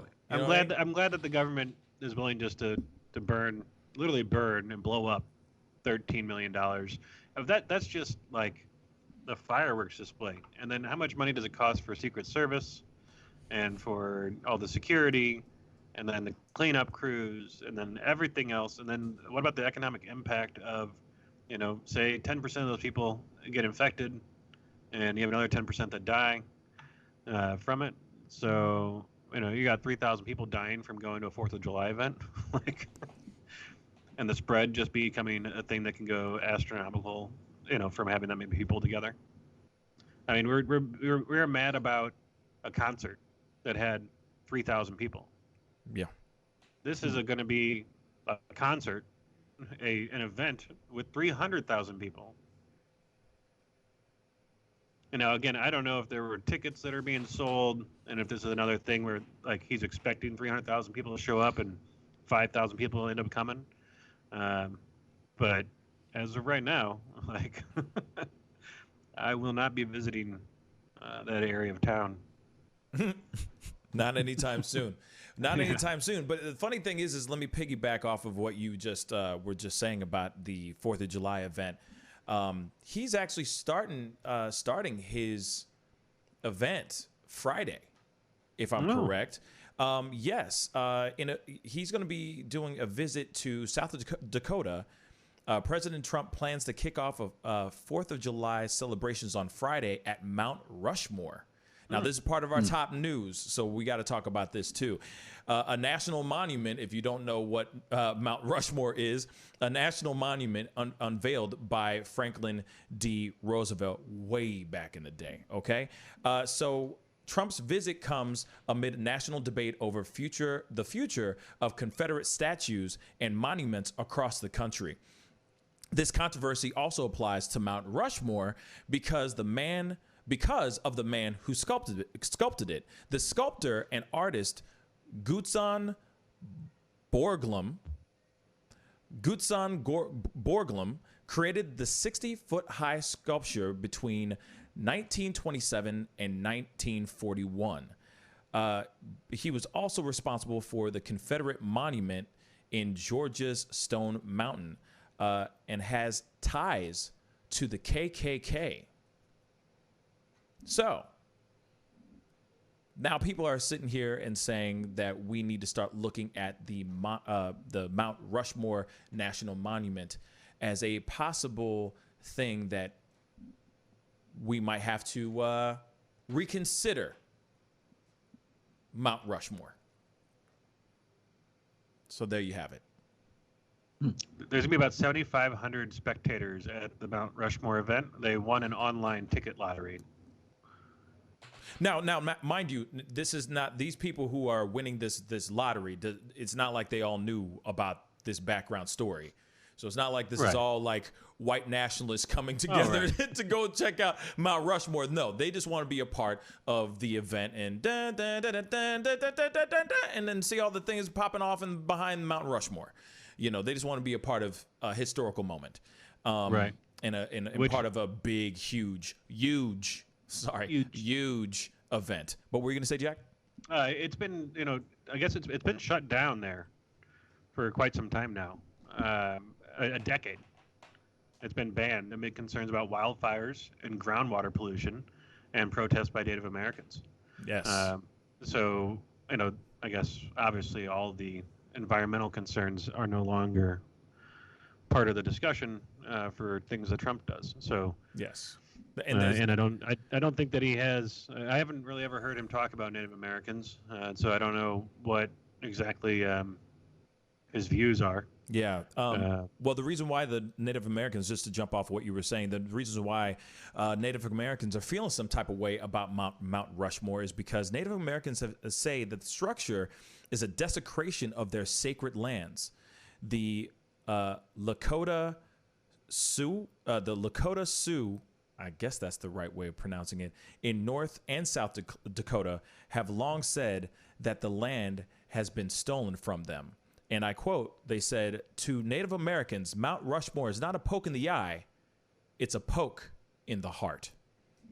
So that's why that there are protests about Mount Rushmore, period.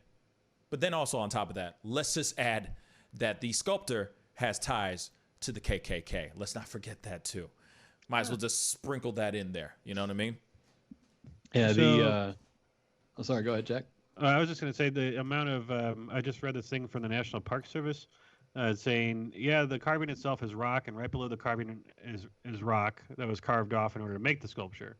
But beyond that, there's a ponderosa pine forest. And Black Hills generally is a tinderbox this time of year, and right now they're in a drought. The National Integrated Drought Information System currently has the Black Hills as a moderate drought. So the National Park Service did do a controlled burn around the monument in springtime. But they noted that conducting that prescribed fire won't reduce the amount of flammable material. The vegetation that is on the ground, it says a veteran fire ranger, it says it cannot prevent any fire from starting. So in the past, the Native Americans have said that fires have started within a mile away from Mount Rushmore from fireworks before. So it'd be interesting to see how many people get sick, how many forest fires starts, how many disasters can come from this one event. No kidding. It's like, I'm just waiting for Trump to start walking out with Billy Joel's "We Didn't Start the Fire." You know what I'm saying? And then Billy Joel go, "No, take that down. We don't." Right. What were you going to say, Tom? No, sorry for cutting in there. No. Well, the Native Americans, particularly the Sioux people, feel that Mount Rushmore shouldn't exist because, according to the 1868 Fort Laramie Treaty, they say that Mount Rushmore and the Black Hills that surround it are part of the Great Sioux Reservation set aside for the exclusive use of the Sioux people. So according to the Sioux, that's a desecration of their land and goes against the 1868 Fort Laramie Treaty. Bruh. Interesting. Yeah. So then it's like, what do they do? I mean, the damage is already done, right? The Mount Rushmore is already there, right? The monument is there. So what do you do? Say that what is it that they want? It to be destroyed? It to be taken down? How do you take down something like that? I mean, so then what is the chisel? Right, but what's a happy medium, or what's their goal? You see what I'm saying? If they were to win, let's just say randomly out of nowhere, they win. What next? You see what I'm saying? You gotta blow put up, a blow up the blanket side. over it. It's like big ass blanket. But I'm not trying to be a jerk here. I'm just saying like, Yeah. what is the goal? It seems like it would be doing more environmental damage at this point to blow it up even further, but I don't know. Resculpt them. But I think the sewer just pointing out the context of Mount Rushmore, and I think if this truly is breaking of the treaty, then they have every reason to be. I mean, even if this isn't a breaking of the treaty, they have every reason to be angry because we took their entire land from them. But yeah. Yeah. You can see behind me. There's also in the Black Hills. There's also another mountain carving that's 13 miles away from Mount Rushmore, and it's called the Crazy Horse Memorial. So that was one response of the Native Americans, or at least one Native American to combat, I guess, Mount Rushmore. And it's like supposed to be, I think it's larger than Mount Rushmore itself. But he began carving it back in 1948. They don't expect it to be done for another like 100 years. But yeah, it's pretty crazy. It's definitely crazy. So, let's move on to the next topic. And this is something very interesting. It's about to all my sisters out there, or actually, even white girls do use this stuff too now. I guess it's become a thing. Weaves, hair weaves, is a conversation that a bunch of men should never have a conversation about. But we are actually going to have this conversation today. And from my understanding, hair weaves from a Chinese prison camp have been seized. Tommy boy, speak on it. Yeah, yesterday in New York, U.S. Customs and Border Protection agents seized a shipment of hair weaves, that were shipped from Western China to New York because they suspect that the hair used in the weaves is from political and social prisoners in China. That they're from these, and we've talked about this a few times on the show, these re-education camps in China for the Uyghur minority. For those of you who don't know, the Uyghurs are the Muslim minority in Western China. They're ethnically Turkish, but they live in China, where they've lived forever. And the Chinese have been doing everything they can to clamp down on the Uyghurs. They have forced abortions, sterilizations. They have these re-education camps where they go and force them to work in these factories and learn, Han Chinese values. And, they've been suspected of harvesting organs from them while they're imprisoned. I mean, basically, these are modern concentration camps. This is modern day genocide. But they found these. This is the second time they've confiscated weaves that have been shipped from Western China. The first shipment was synthetic hair, but they suspected that it had been that they had been put together in these Chinese re-education camps for Uyghurs. But this most recent one was actual human hair. So be if you're buying weave from China, you might be wearing some political prisoner's hair that was chopped off of them. Ain't that messed up? Like that good hair. Not just some regular, synthetic crap. We talking about that good hair. Could be coming off of the top of a political prisoner. You know what I mean? That is jacked up. Yeah, that is sick. Super jacked up, and that is some concentration camp type stuff. You know what I'm saying? That is sick as hell, man. That is super sick as hell. Yeah. In the United States, we're getting hair from political prisoners in China. It's very, very weird. They said that the hair products were worth an estimated $800,000. Of course, China's denying that this was made by political prisoners, but the Associated Press has sent in investigative units to check out where these things are made. This is very interesting. This is further down in the article, but they said when they were taking a cab to go look at the factory where these weaves were made, that the Chinese government had been tracking them since they landed in the country, had been tracking the cab that they were in, notified the cab driver to turn around and bring the AP reporters back to their hotel. Oh. Like, and the AP was eventually able to get, to see the factory from the outside. They said that the factory where these weaves were made that was fenced in with barbed wire and had armed guards at the gates. So a lot of these Uyghur concentration camps, they'll send them out, have them work for nothing. Basically, they're slave work. They send them out to make these weaves, and then they go back to their re-education camp at night. So I was reading more stuff about that. I mean, taking their hair is like, I think, the least of their concerns. Oh, yeah. Because there's, like, if you look at the per capita surgeon, like, hospitals that actually do full-on, like, surgeries and everything, like, in China, they have the most, like, for their per capita, like, beyond what it should be there. Yes. And popped them up within a few years and have, like, so many surgeons that are working there that doesn't make sense, like, the amount of surgeries that they'd be able to do. And they just keep on building more hospitals to do those types of surgeries. But they're saying that they're taking, rich Chinese people can come and pay, and I guess maybe other countries, but they come and pay, and they can have, you need a liver? Okay, yeah, we'll go get you one. And they just, against their will, doesn't matter. They're there as parts. Yeah. I want to remind, again, this came from John Bolton, but John Bolton claimed in his book that Donald Trump kind of said, these re-education camps are fine by him, at least according to Bolton. If you're believing what John Bolton has to say about Trump, Bolton says that Trump basically told Xi Jinping that these concentration camps are fine by him.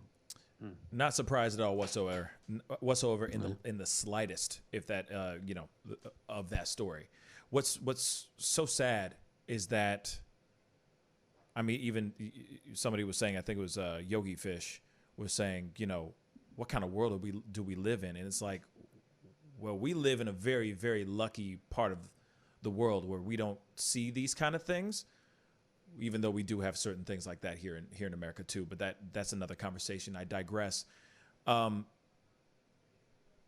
is very frustrating that is something that is real, and no one is doing anything about it.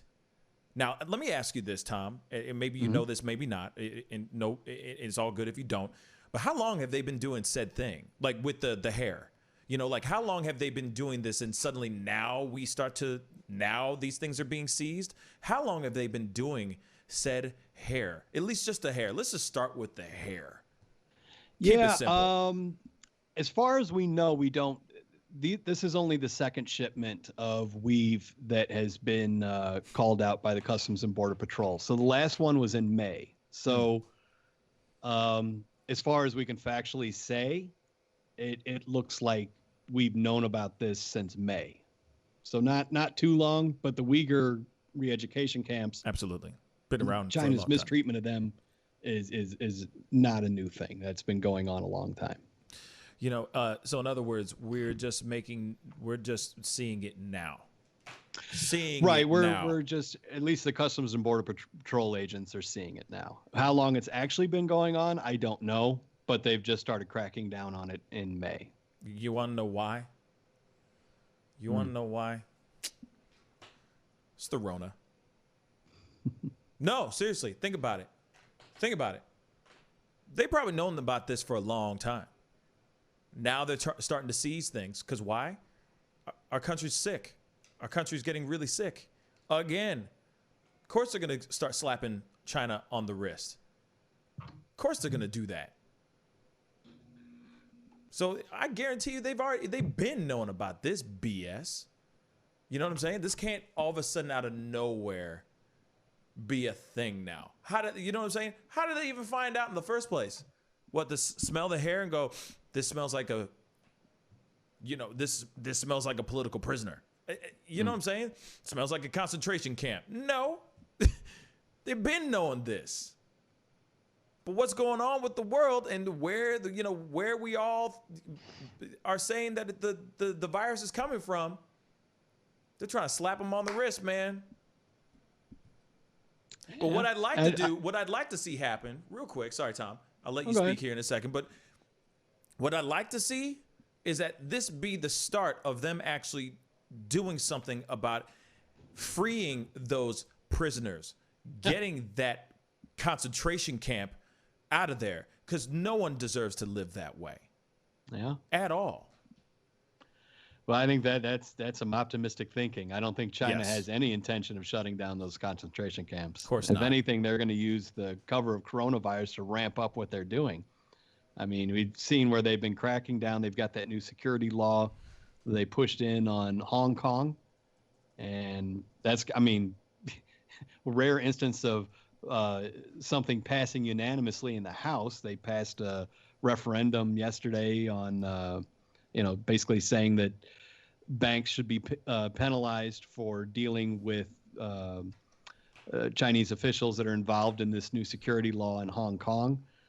But there seems to finally be like an agreement among everyone that that China is acting very, very poorly right now. But how much can we really do about it? Again, all of our cell phones, our computers, our TVs, everything's made there. They're our manufacturing base. So, unless all of our manufacturers want to take all of their factories and move them to a different country with better, a better track record on human rights, we're kind of stuck dealing with China. Yeah. And China doesn't really seem to care about human rights whatsoever. Yeah. So, Oh, we got a phone call. I'm going to try this real quick. All right. Hello, you're on the mic with the Pascal Show. Hello, you're on the mic with the Pascal Show. What's your name and where you calling from? It's working. Hey, hello. Hey. Welcome to the Pascal Show. What's your name and where you calling from? Can you hear me? Yes. My name is Rabbi Israel. Rabbi Israel, you said? Yes. Oh, okay. So what's on your mind, brother? Speak on it. I believe Trump and China got together and moved this virus in the United States to intentionally kill black folks and the Mexicans and Native Americans. And the Caucasians and Europeans who have been killed or just collateral damage. Did you guys get that? A little broken up there.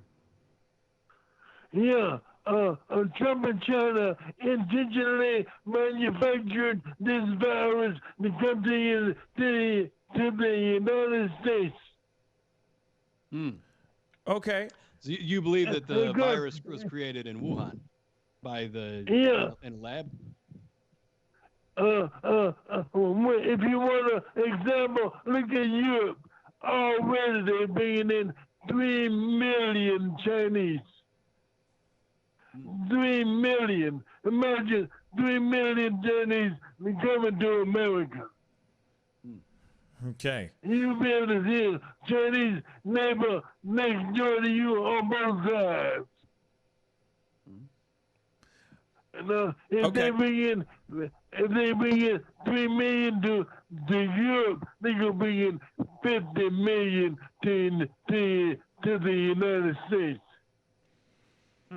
Now, if you ain't never done of this, you ain't never done of a doomsday scenario. But Trump's got a doomsday scenario to get elected. He'll go on his knees to be the president again. He'll go on his knees to be the president like Putin doing. Okay. No, if he's Putin. Well, Rabbi Israel, thank you so much. We're gonna continue the conversation of what you just said. All right. Thank you so much. Yeah. Thank you. Goodbye. Okay. So, did anyone get that? So he's saying Thank that there's 3 million Chinese that are currently in the U.S. He's talking about, discussing like a doomsday scenario, and with the Chinese, if they wanted to bring 50 million to the U.S., they could. and it's a. I think that South Park did a thing about that where all the Chinese people that had come over were, silently infiltrating into the U.S. economy, and then all of a sudden, they all have AKs and are going around, and it's a, Well, I guess if you're looking, I just don't ever see again when we'll have a land war. Well, wait, hold on. That's the thing. When you say 50 million, what do you mean? Like 50 million will come to us? What do you mean He exactly? could bring 50 million Chinese military or anybody else could be brought to the U.S. Gotcha. Because they have the numbers and they could, their military is very large. They could, if they wanted to come fight, they could come fight. But I just don't see a ground war scenario anymore. Besides local, locations, maybe along borders and things like that, I could see some kind of escalation there because that's currently happening in other places. Gotcha. I just don't see naval ships coming and trying to come up on Miami and drop off a whole bunch of troops. Yeah. I don't see those types of things. But like there's going to be some kind of China's not happy that we're putting in these bank regulations and tariffs or whatever they'll end up being. For Hong Kong, they don't want our intervention in anything. They don't want anybody's intervention in their stuff. There's no control over them. There's no, just slapping their wrist. It doesn't matter. The sheer volume of people that they have. Yeah. They are a standalone economy, and really, I don't know too much of the different imports and things, but they don't really need the U.S. anymore. They brokered out deals once the tariffs went out. They brokered out deals with a lot of things with other countries. So, we are now just, instead of a benefit to them, they already own, like the Chinese government and Chinese citizens own a large majority of open land that's in the U.S. And we don't have any limitations on foreign owners of land in our country. They can buy up as much as they want. And so when you see our economy go down and the pricing of housing drops and land drops, and if you look and you like see public records at how much like actual land and things being bought up by China and the U.S., we already owe them debt. Like we already are in severe debt to China. China is starting to take control over a portion of our actual, of our land in America through ownership. And so, I mean, it's they have a large plan. It's they are a superpower, and if anything, they are with their secrecy, they've probably cemented it that they are the main superpower in the U.S. right now, or in America, in the world, not just the U.S. anymore. So we're we spend more money, like 3 times the amount on military expenditures than China does, but it doesn't mean that their military is not on par with ours. Yeah. I mean, they have nuclear capabilities. They have their own allies. Right.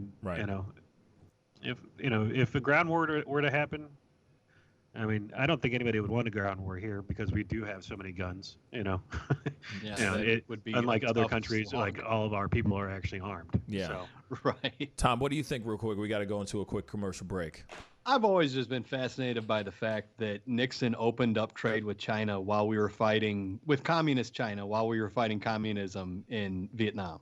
I've always been kind of perplexed by that. I probably should know more about the history of it, but I've never really understood why, when we were fighting the spread of communism in Vietnam, we then went to the biggest proponent of communism in Asia, China, and opened up the trade with them. We made China a superpower at the same time we were fighting communism in Vietnam. It's always perplexed me. I don't know that I fully understand it, but it's confusing to me. And the amount of turning a blind eye to what China does so that we can get cheap iPhones and computers, I think it's nauseating. Yeah, it's messed up. It's definitely messed up. Anyway, we got to go into a quick commercial break. We'll be right back. This is the Pascal Show. Bye. Hey, take off the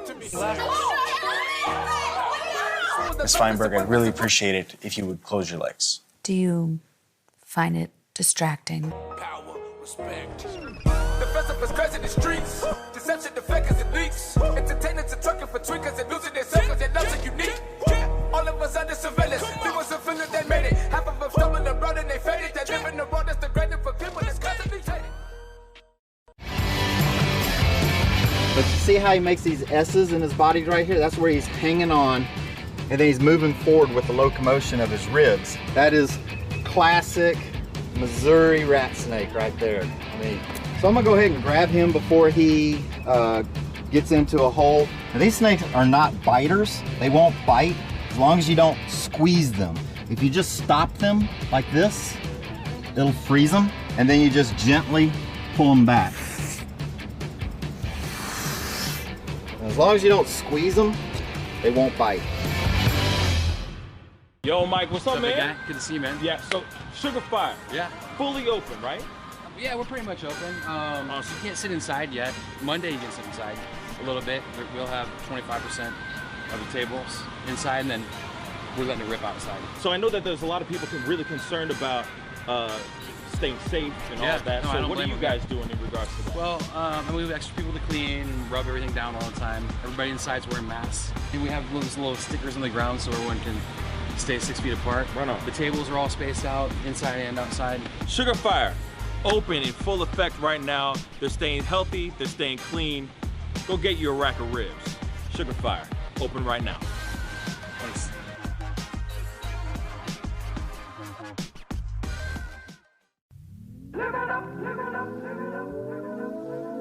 The Fur and Leather Center, providing the highest of fur and leather goods.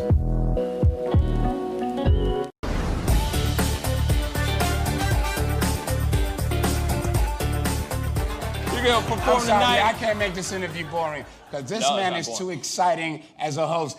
And I'm truly saying this, and if y'all can't do this, me and this man here is gonna leave and go somewhere else where we can get some love. I want everyone in the building to say, I love Pascal on the count of 3. 1, 2, 3. Wow.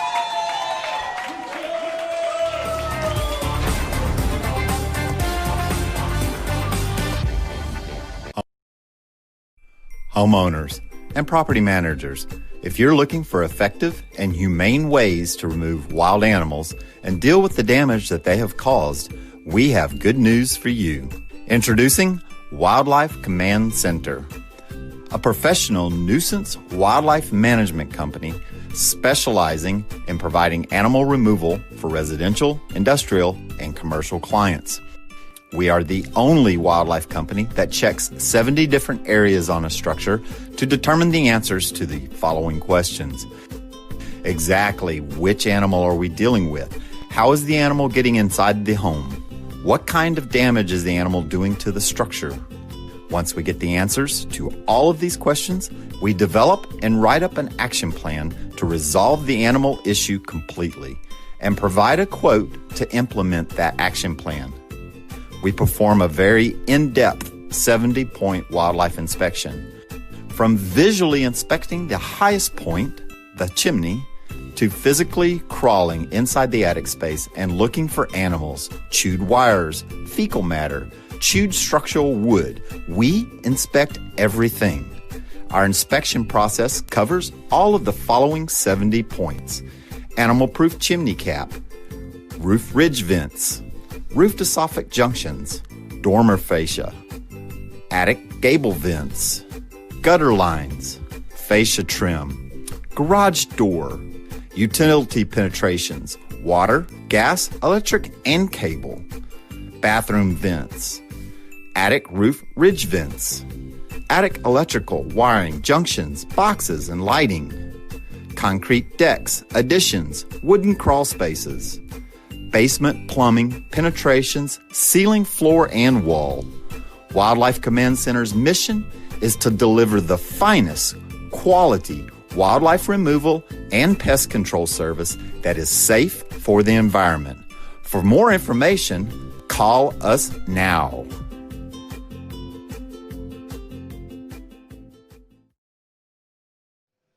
Hey, welcome back, guys. Thank you guys so much for tuning in. If this is your first time checking out this show, please hit that like button underneath this feed right now as we speak. And of course, hit that subscribe button if you haven't done it. And also share this video. I'd really appreciate it. Anyway, we got to go on to this next story. There is a Florida sheriff that has gone out and made he went out and said publicly that he is going to deputize any lawful gun owner in his area. And this is some really crazy stuff.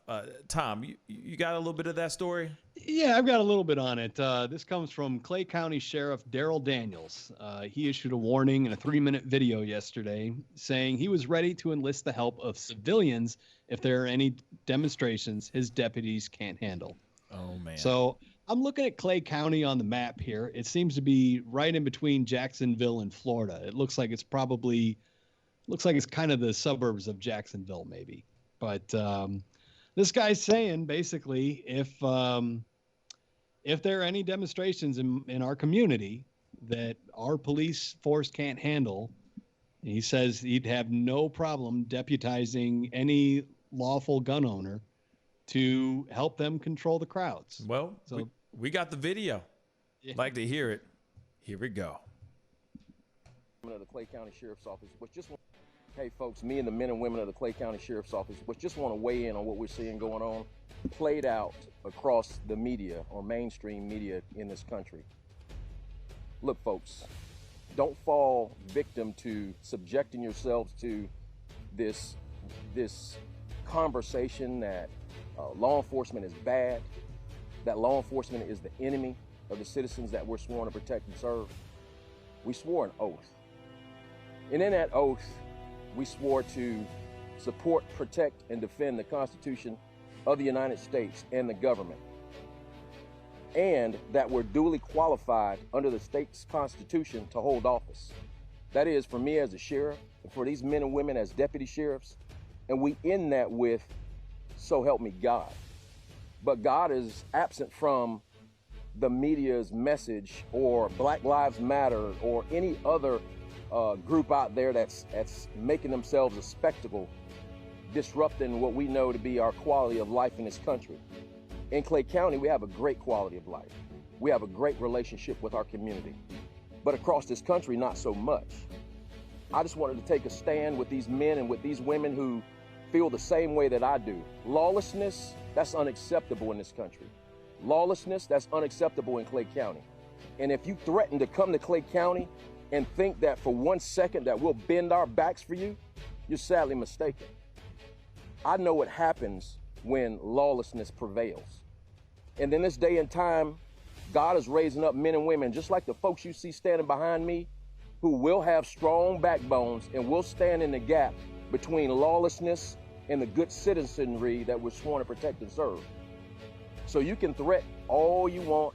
You can say, hey, let's go to Clay County, or let's go to some other peaceful county where their problems don't exist, or not so much like across this country, where relationships are great and not strained, and where the people support their sheriff and support the men and women who wear the uniform.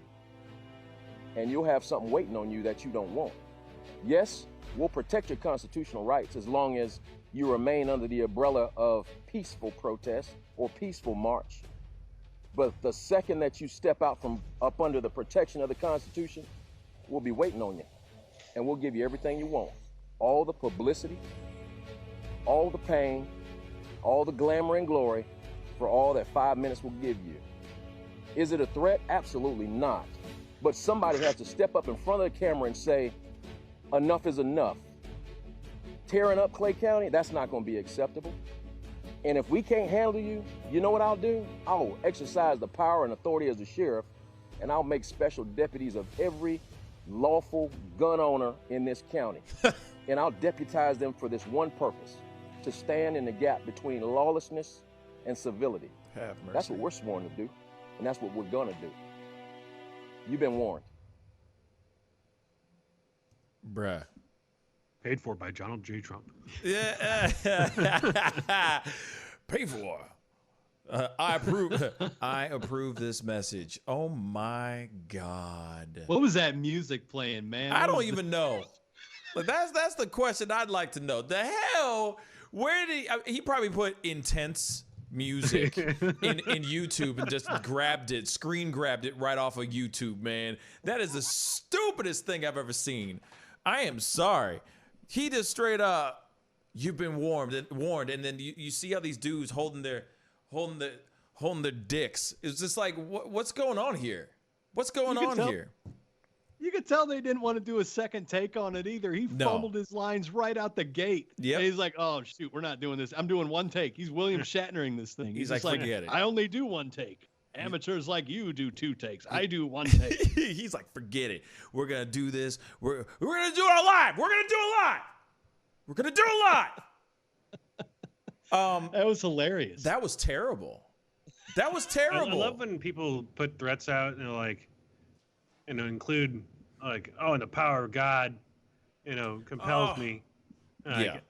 Don't get me started. It doesn't sound very godly or religious or anything to be threatening people. It's almost like antagonizing someone to come and to be out of line. And guess what? If you're that adamant about it, you're looking for that behavior, you're going to produce that behavior by, I don't know, standing in that line just like that, walking towards a peaceful protest and saying that, oh, now they got to get off the sidewalk, or now they're impeding traffic, or, producing some result that will cause them to now be non-peaceful.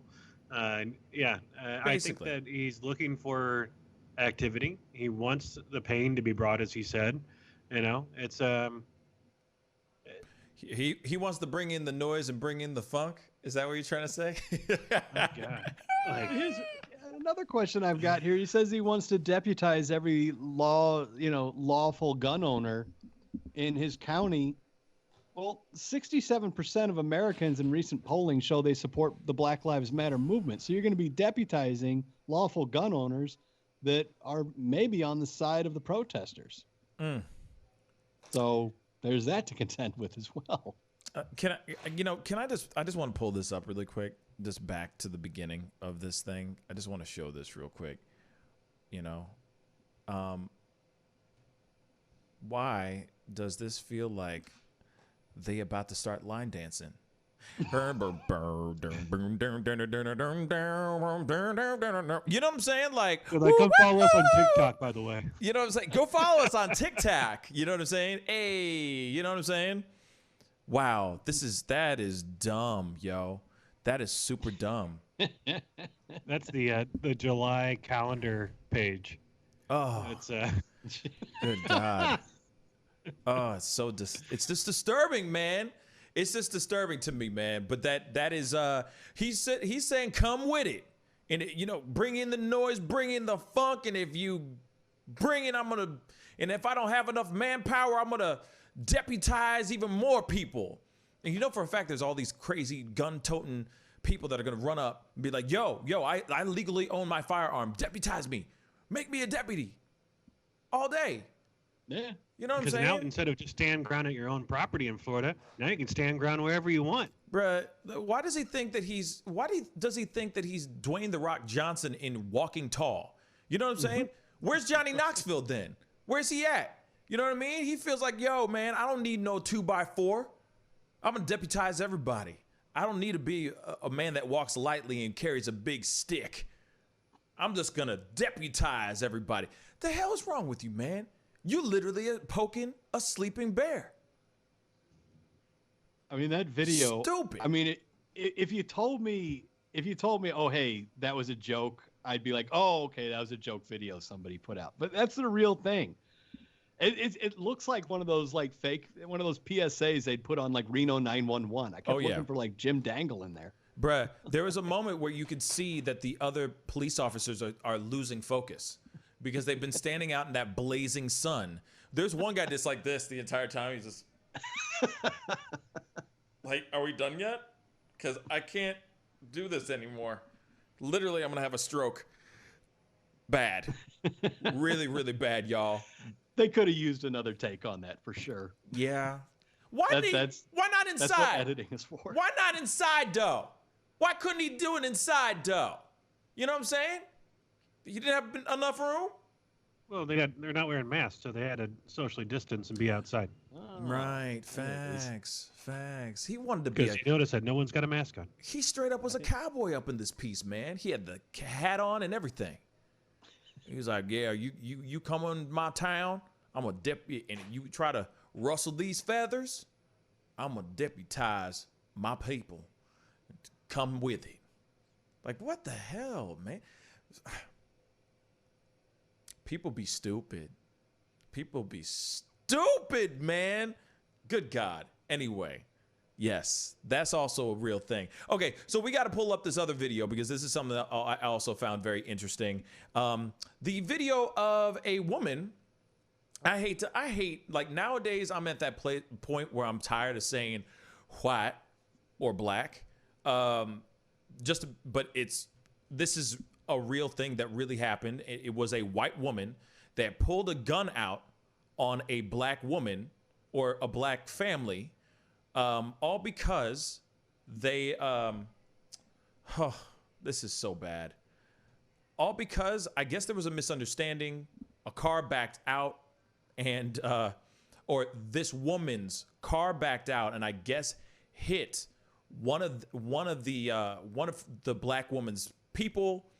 I don't know, like they hit their body. It wasn't they hit their car or anything. They were just walking out, and I guess they were passing behind this vehicle. The vehicle hit her or one of her friends, one of her family members, and all hell broke loose. Let's check this out.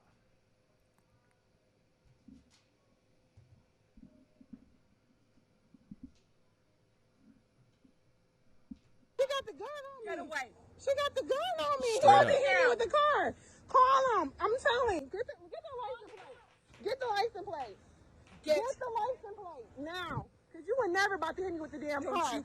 You about to hit me with the car? Language. Both of y'all put the guns down on me, okay? Call Richard back up to the police. Call Richard back up here now. I got it. Don't you fucking jump behind the car. No, I ain't jumping behind the car. I was walking. You're Wow. Do you see that? Do you see that?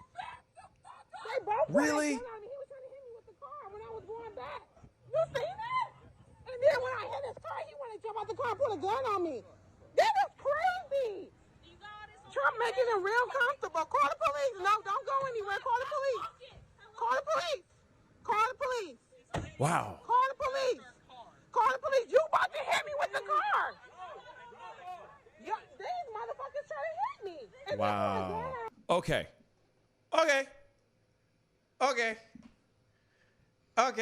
It's still weird to me watching that video. Even when you relive it, like you rewatch it again, it's like reliving all the emotions that you have going on in your head all at the same time. That is some crazy stuff.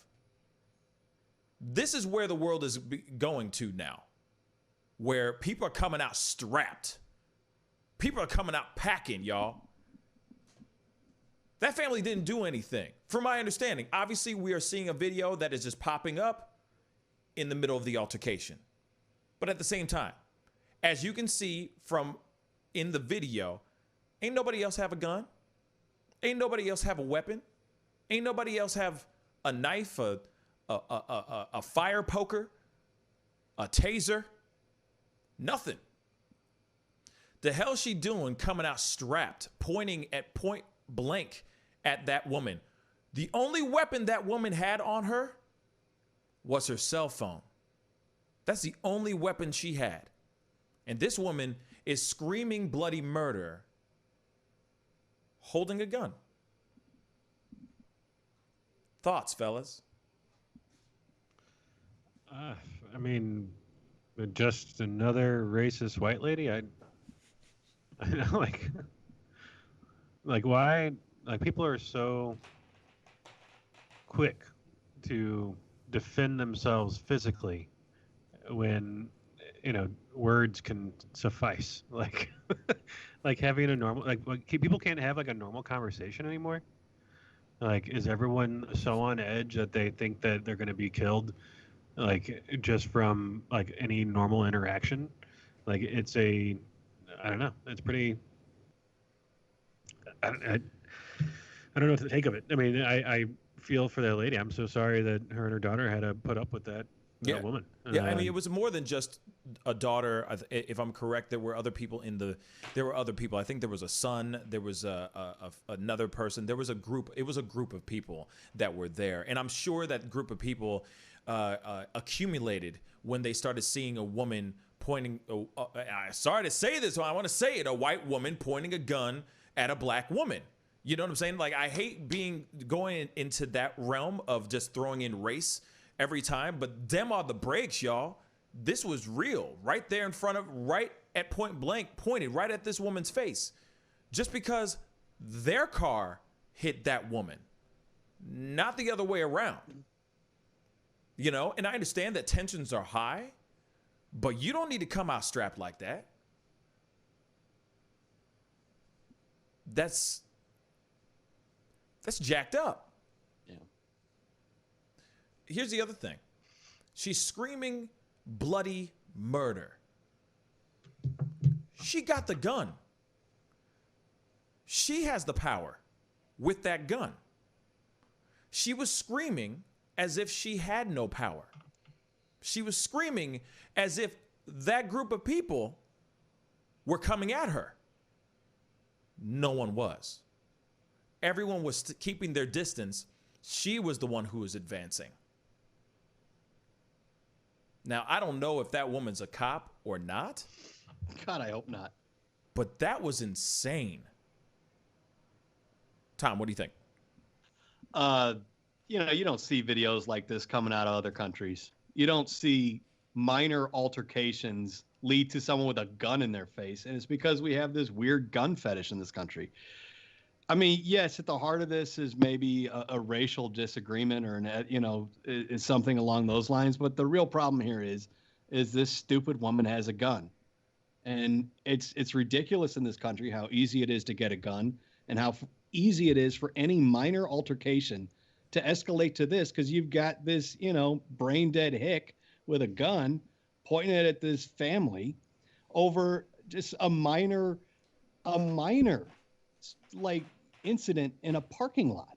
Yeah. You don't see videos like this coming out of like Austria or out of England or Spain or any other. It's America every time. Just dumb people with a gun fetish that escalate things to this level. And during this whole thing, since George Floyd was murdered, people have been buying up guns like crazy. So it's just going to get worse.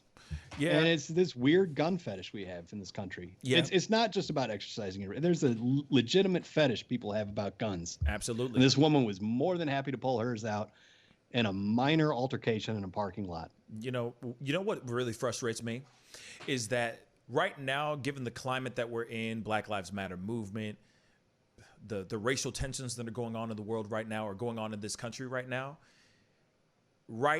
is ample time for any white person to feel justified for brandishing their guns right now. The fear of the black person, the fear of the Black Lives Matter movement. Tucker Carlson started implementing that type of fear into people already. People are terrified now. White people are scared if they see one black person, if they're sitting there wearing a t-shirt of George Floyd's face on it, people start freaking the F out. Now they feel like it's justified that they come straight packing heat. In fact, some of these white people want this ish to happen like this. This is what they want. They want to see people start doing crazy stuff. They want to see fear the black people. Fear the black man. They want that. Yeah. So it justifies them being able to have their carry their weapon, to have their CCWs. Oh man, I get to pop a cap in a black person's ass and it's justified because I'm feared for my life? That's exactly what they're waiting for. They're like, I wish a player would. Come on. Except instead of player, they'd be using the N-word with the hard R. That's a damn shame.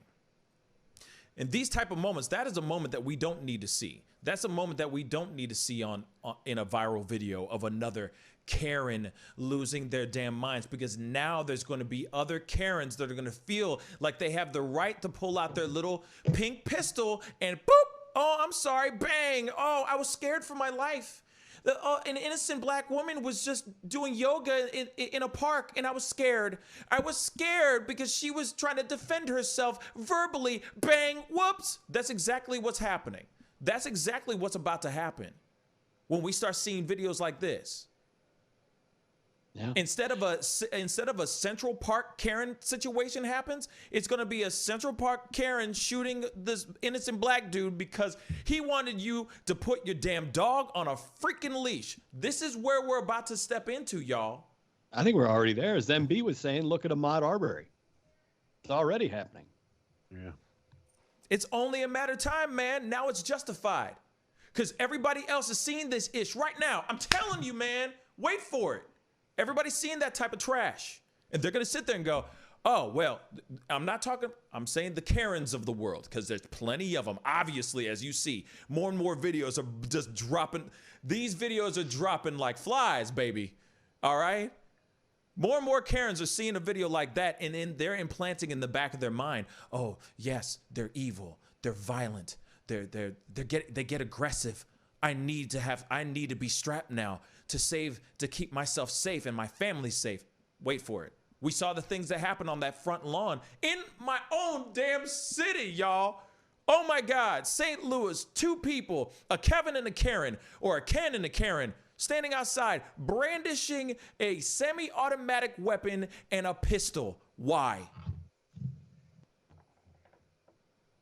Because they felt that it was their right to stand ground and exact and exercise their Second Amendment rights. Just wait for it, guys. Unfortunately, the next video that might come out is going to end up deadly. Another Karen's going to get super scared and start popping off rounds. And especially when you somehow make him a deputy sheriff. Exactly. And then I'm assuming she legally had that gun. I don't know. And then somehow the world's going to justify her actions. Some side of the world's going to say that she's justified. Just like that video, somebody out there is saying that she's justified. And that's why the world is so effed up. Okay. People always talk about like Karens like it's a new thing. Like Karens have been around for a long, long time. Yep. I mean, how many black men were lynched for either catcalling white women or somehow endangering the pure white virtue of white women? Bruh. I mean, how many men lost their lives just from that? I don't mean Karen's been around forever. I don't mean to interrupt you, but you can basically say the first one was Emmett Till. Mm-hmm. Done. Yep. Historically, the Emmett Till story, that was a Karen. That was the very, you could say that is historically the very first Karen, if you will. The riots documented. The first documented Karen. Mm-hmm. There's plenty of other ones. We can go into Black Wall Street. We can go into Rosewood. We can go into all these other things that happened that started massacres, all because of a Karen saying some ish that wasn't true. And like I said, that type of moment does not need to happen. Period. Period. And I'm scared. I'm scared. Actually, those are the moments that every black person should be worried about. Karens out there. Because they're out there, but you never know now if they're coming strapped, dude. You don't even know, my brothers and sisters. You don't even know. So what do? What ends up happening is the other side starts getting strapped too. And then next thing you know, we got a race riot and a race war on our hands, and we don't want that. We really don't want that. I love my people. I love my people. All of my people.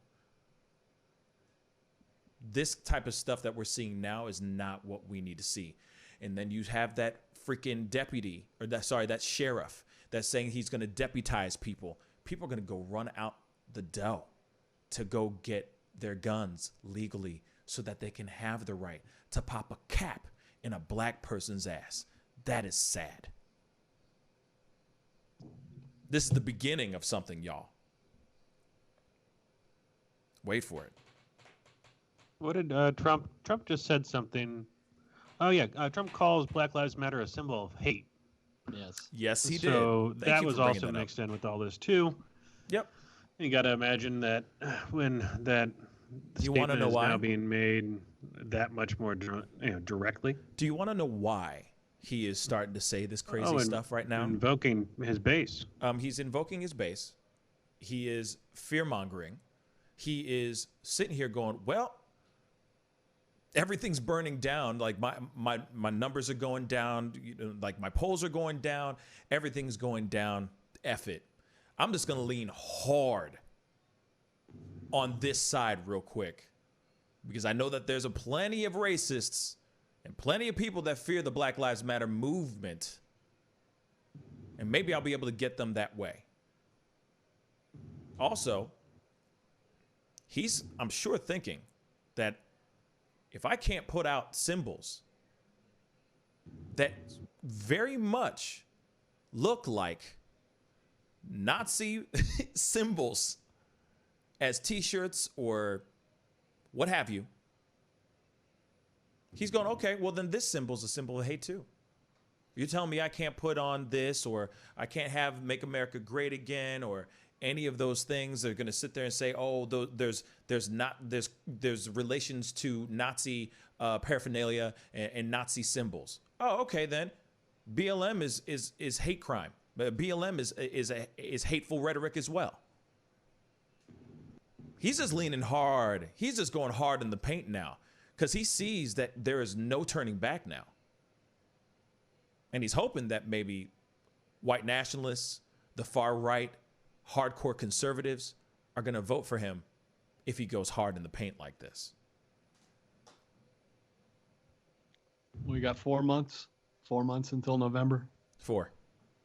God, it can't come soon enough. You know, but the Supreme Court blocked the, the expedited hearing of being able to get mail-in voting, so that won't happen until after the election. Great. So. Well, yeah. I guess I'll just stand in line and vote for whatever has a D next to their name. And right, but you'll be seen as a protester, and they're going to block you from doing your stuff, and then they're going to put you in jail so you can't go vote, Tom. So, right. Scary, right? Scary as hell. Oh my God. Crowd control. Yeah. Well, that about wraps up the show today. Thank you guys so much for tuning in today. Thank you for the comments, and thank you, Rabbi Israel, for calling in. Thank you so much for the call. Different voice, different person. Lately, we've been getting one voice all the time on the show, not the caller on the show. Not saying that's a bad thing, but it's nice to hear some other voices on the show coming in and just dropping their 2 cents and everything. So I appreciate the phone call. Thank you, thank you. Tom and Jack, thank you so much for being on today. I really appreciate it. Yeah, thanks for having us. Oh, man, I love everybody. I love all you guys for being on the show today. Today's been a really great conversation. Thank you so much for tuning in.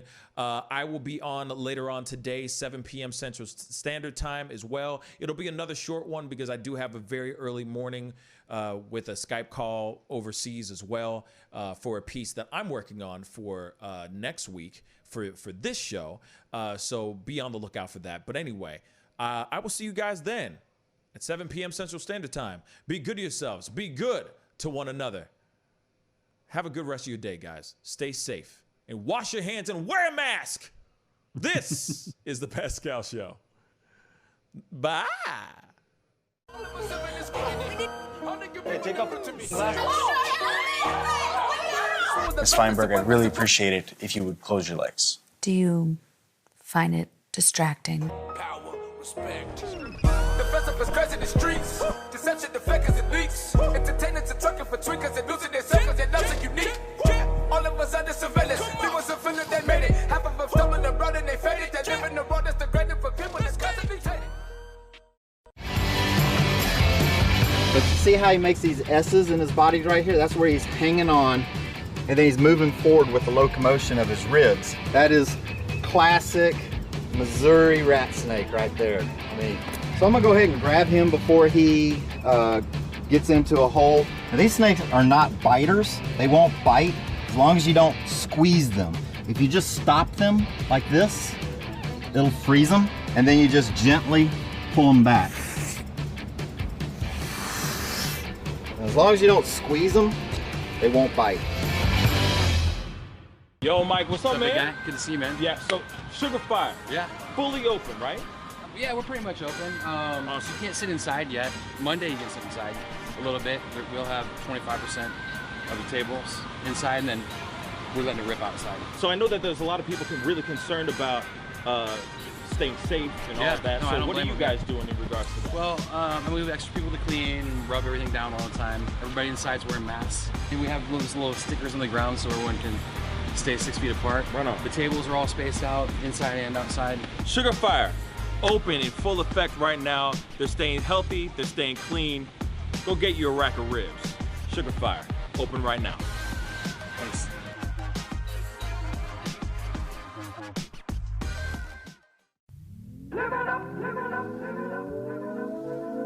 The Fur and Leather Center, providing the highest of fur and leather goods.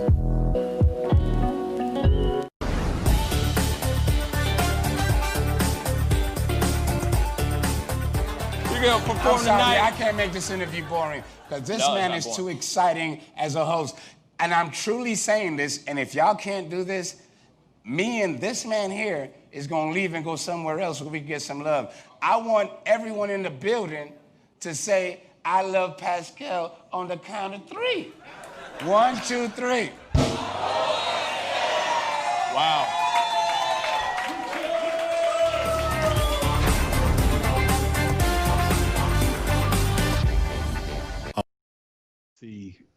The home phone number of our guest. Yeah. No, you got a point there. I tried to take it down, but it wasn't doing that. Well, that's the thing. Like, I need to somehow figure out a more advanced phone call. You know what I mean? Yeah. Just a more or a more advanced phone call system, so that it's like they're just patching in rather than them on Skype. So if I just want to hang up on them, motherfucking ass, I can just hang up on them without them actually seeing me, like actually seeing the hang up. Does that Does that make sense? Yep. So yeah. Interesting. Yeah, it'd be by the way, it's still not doing it, Jack, because I just emailed myself. I don't know, man. Let me check your spam, maybe. I don't know. I guess I'll just do that. Like all the settings are there. I don't like. It's weird that it would stop, like working. That's very. Can you just have that info at come to your phone? Let me see. Maybe it is. Guess how many impressions we've had in the last 28 days. Oh, which means how many times our video thumbnails were shown to viewers, including only impressions on YouTube, not on external sites or apps. Good question. I don't know. Take a guess. Don't know. Over 200,000 impressions. Yeah, I guess so. I don't know. I'm just aiming high. We've had 2.6 million impressions. Holy fucking shit! Jesus. Yes. We've had 217,000 views in the past 28 days. That's amazing. Well, it's been putting out that and then putting out even YouTube says the amount of videos you've been putting out has contributed to helping you get more views. Right. 36% are from YouTube recommending your content. That's dope. That's fantastic. Because I mean, more and more people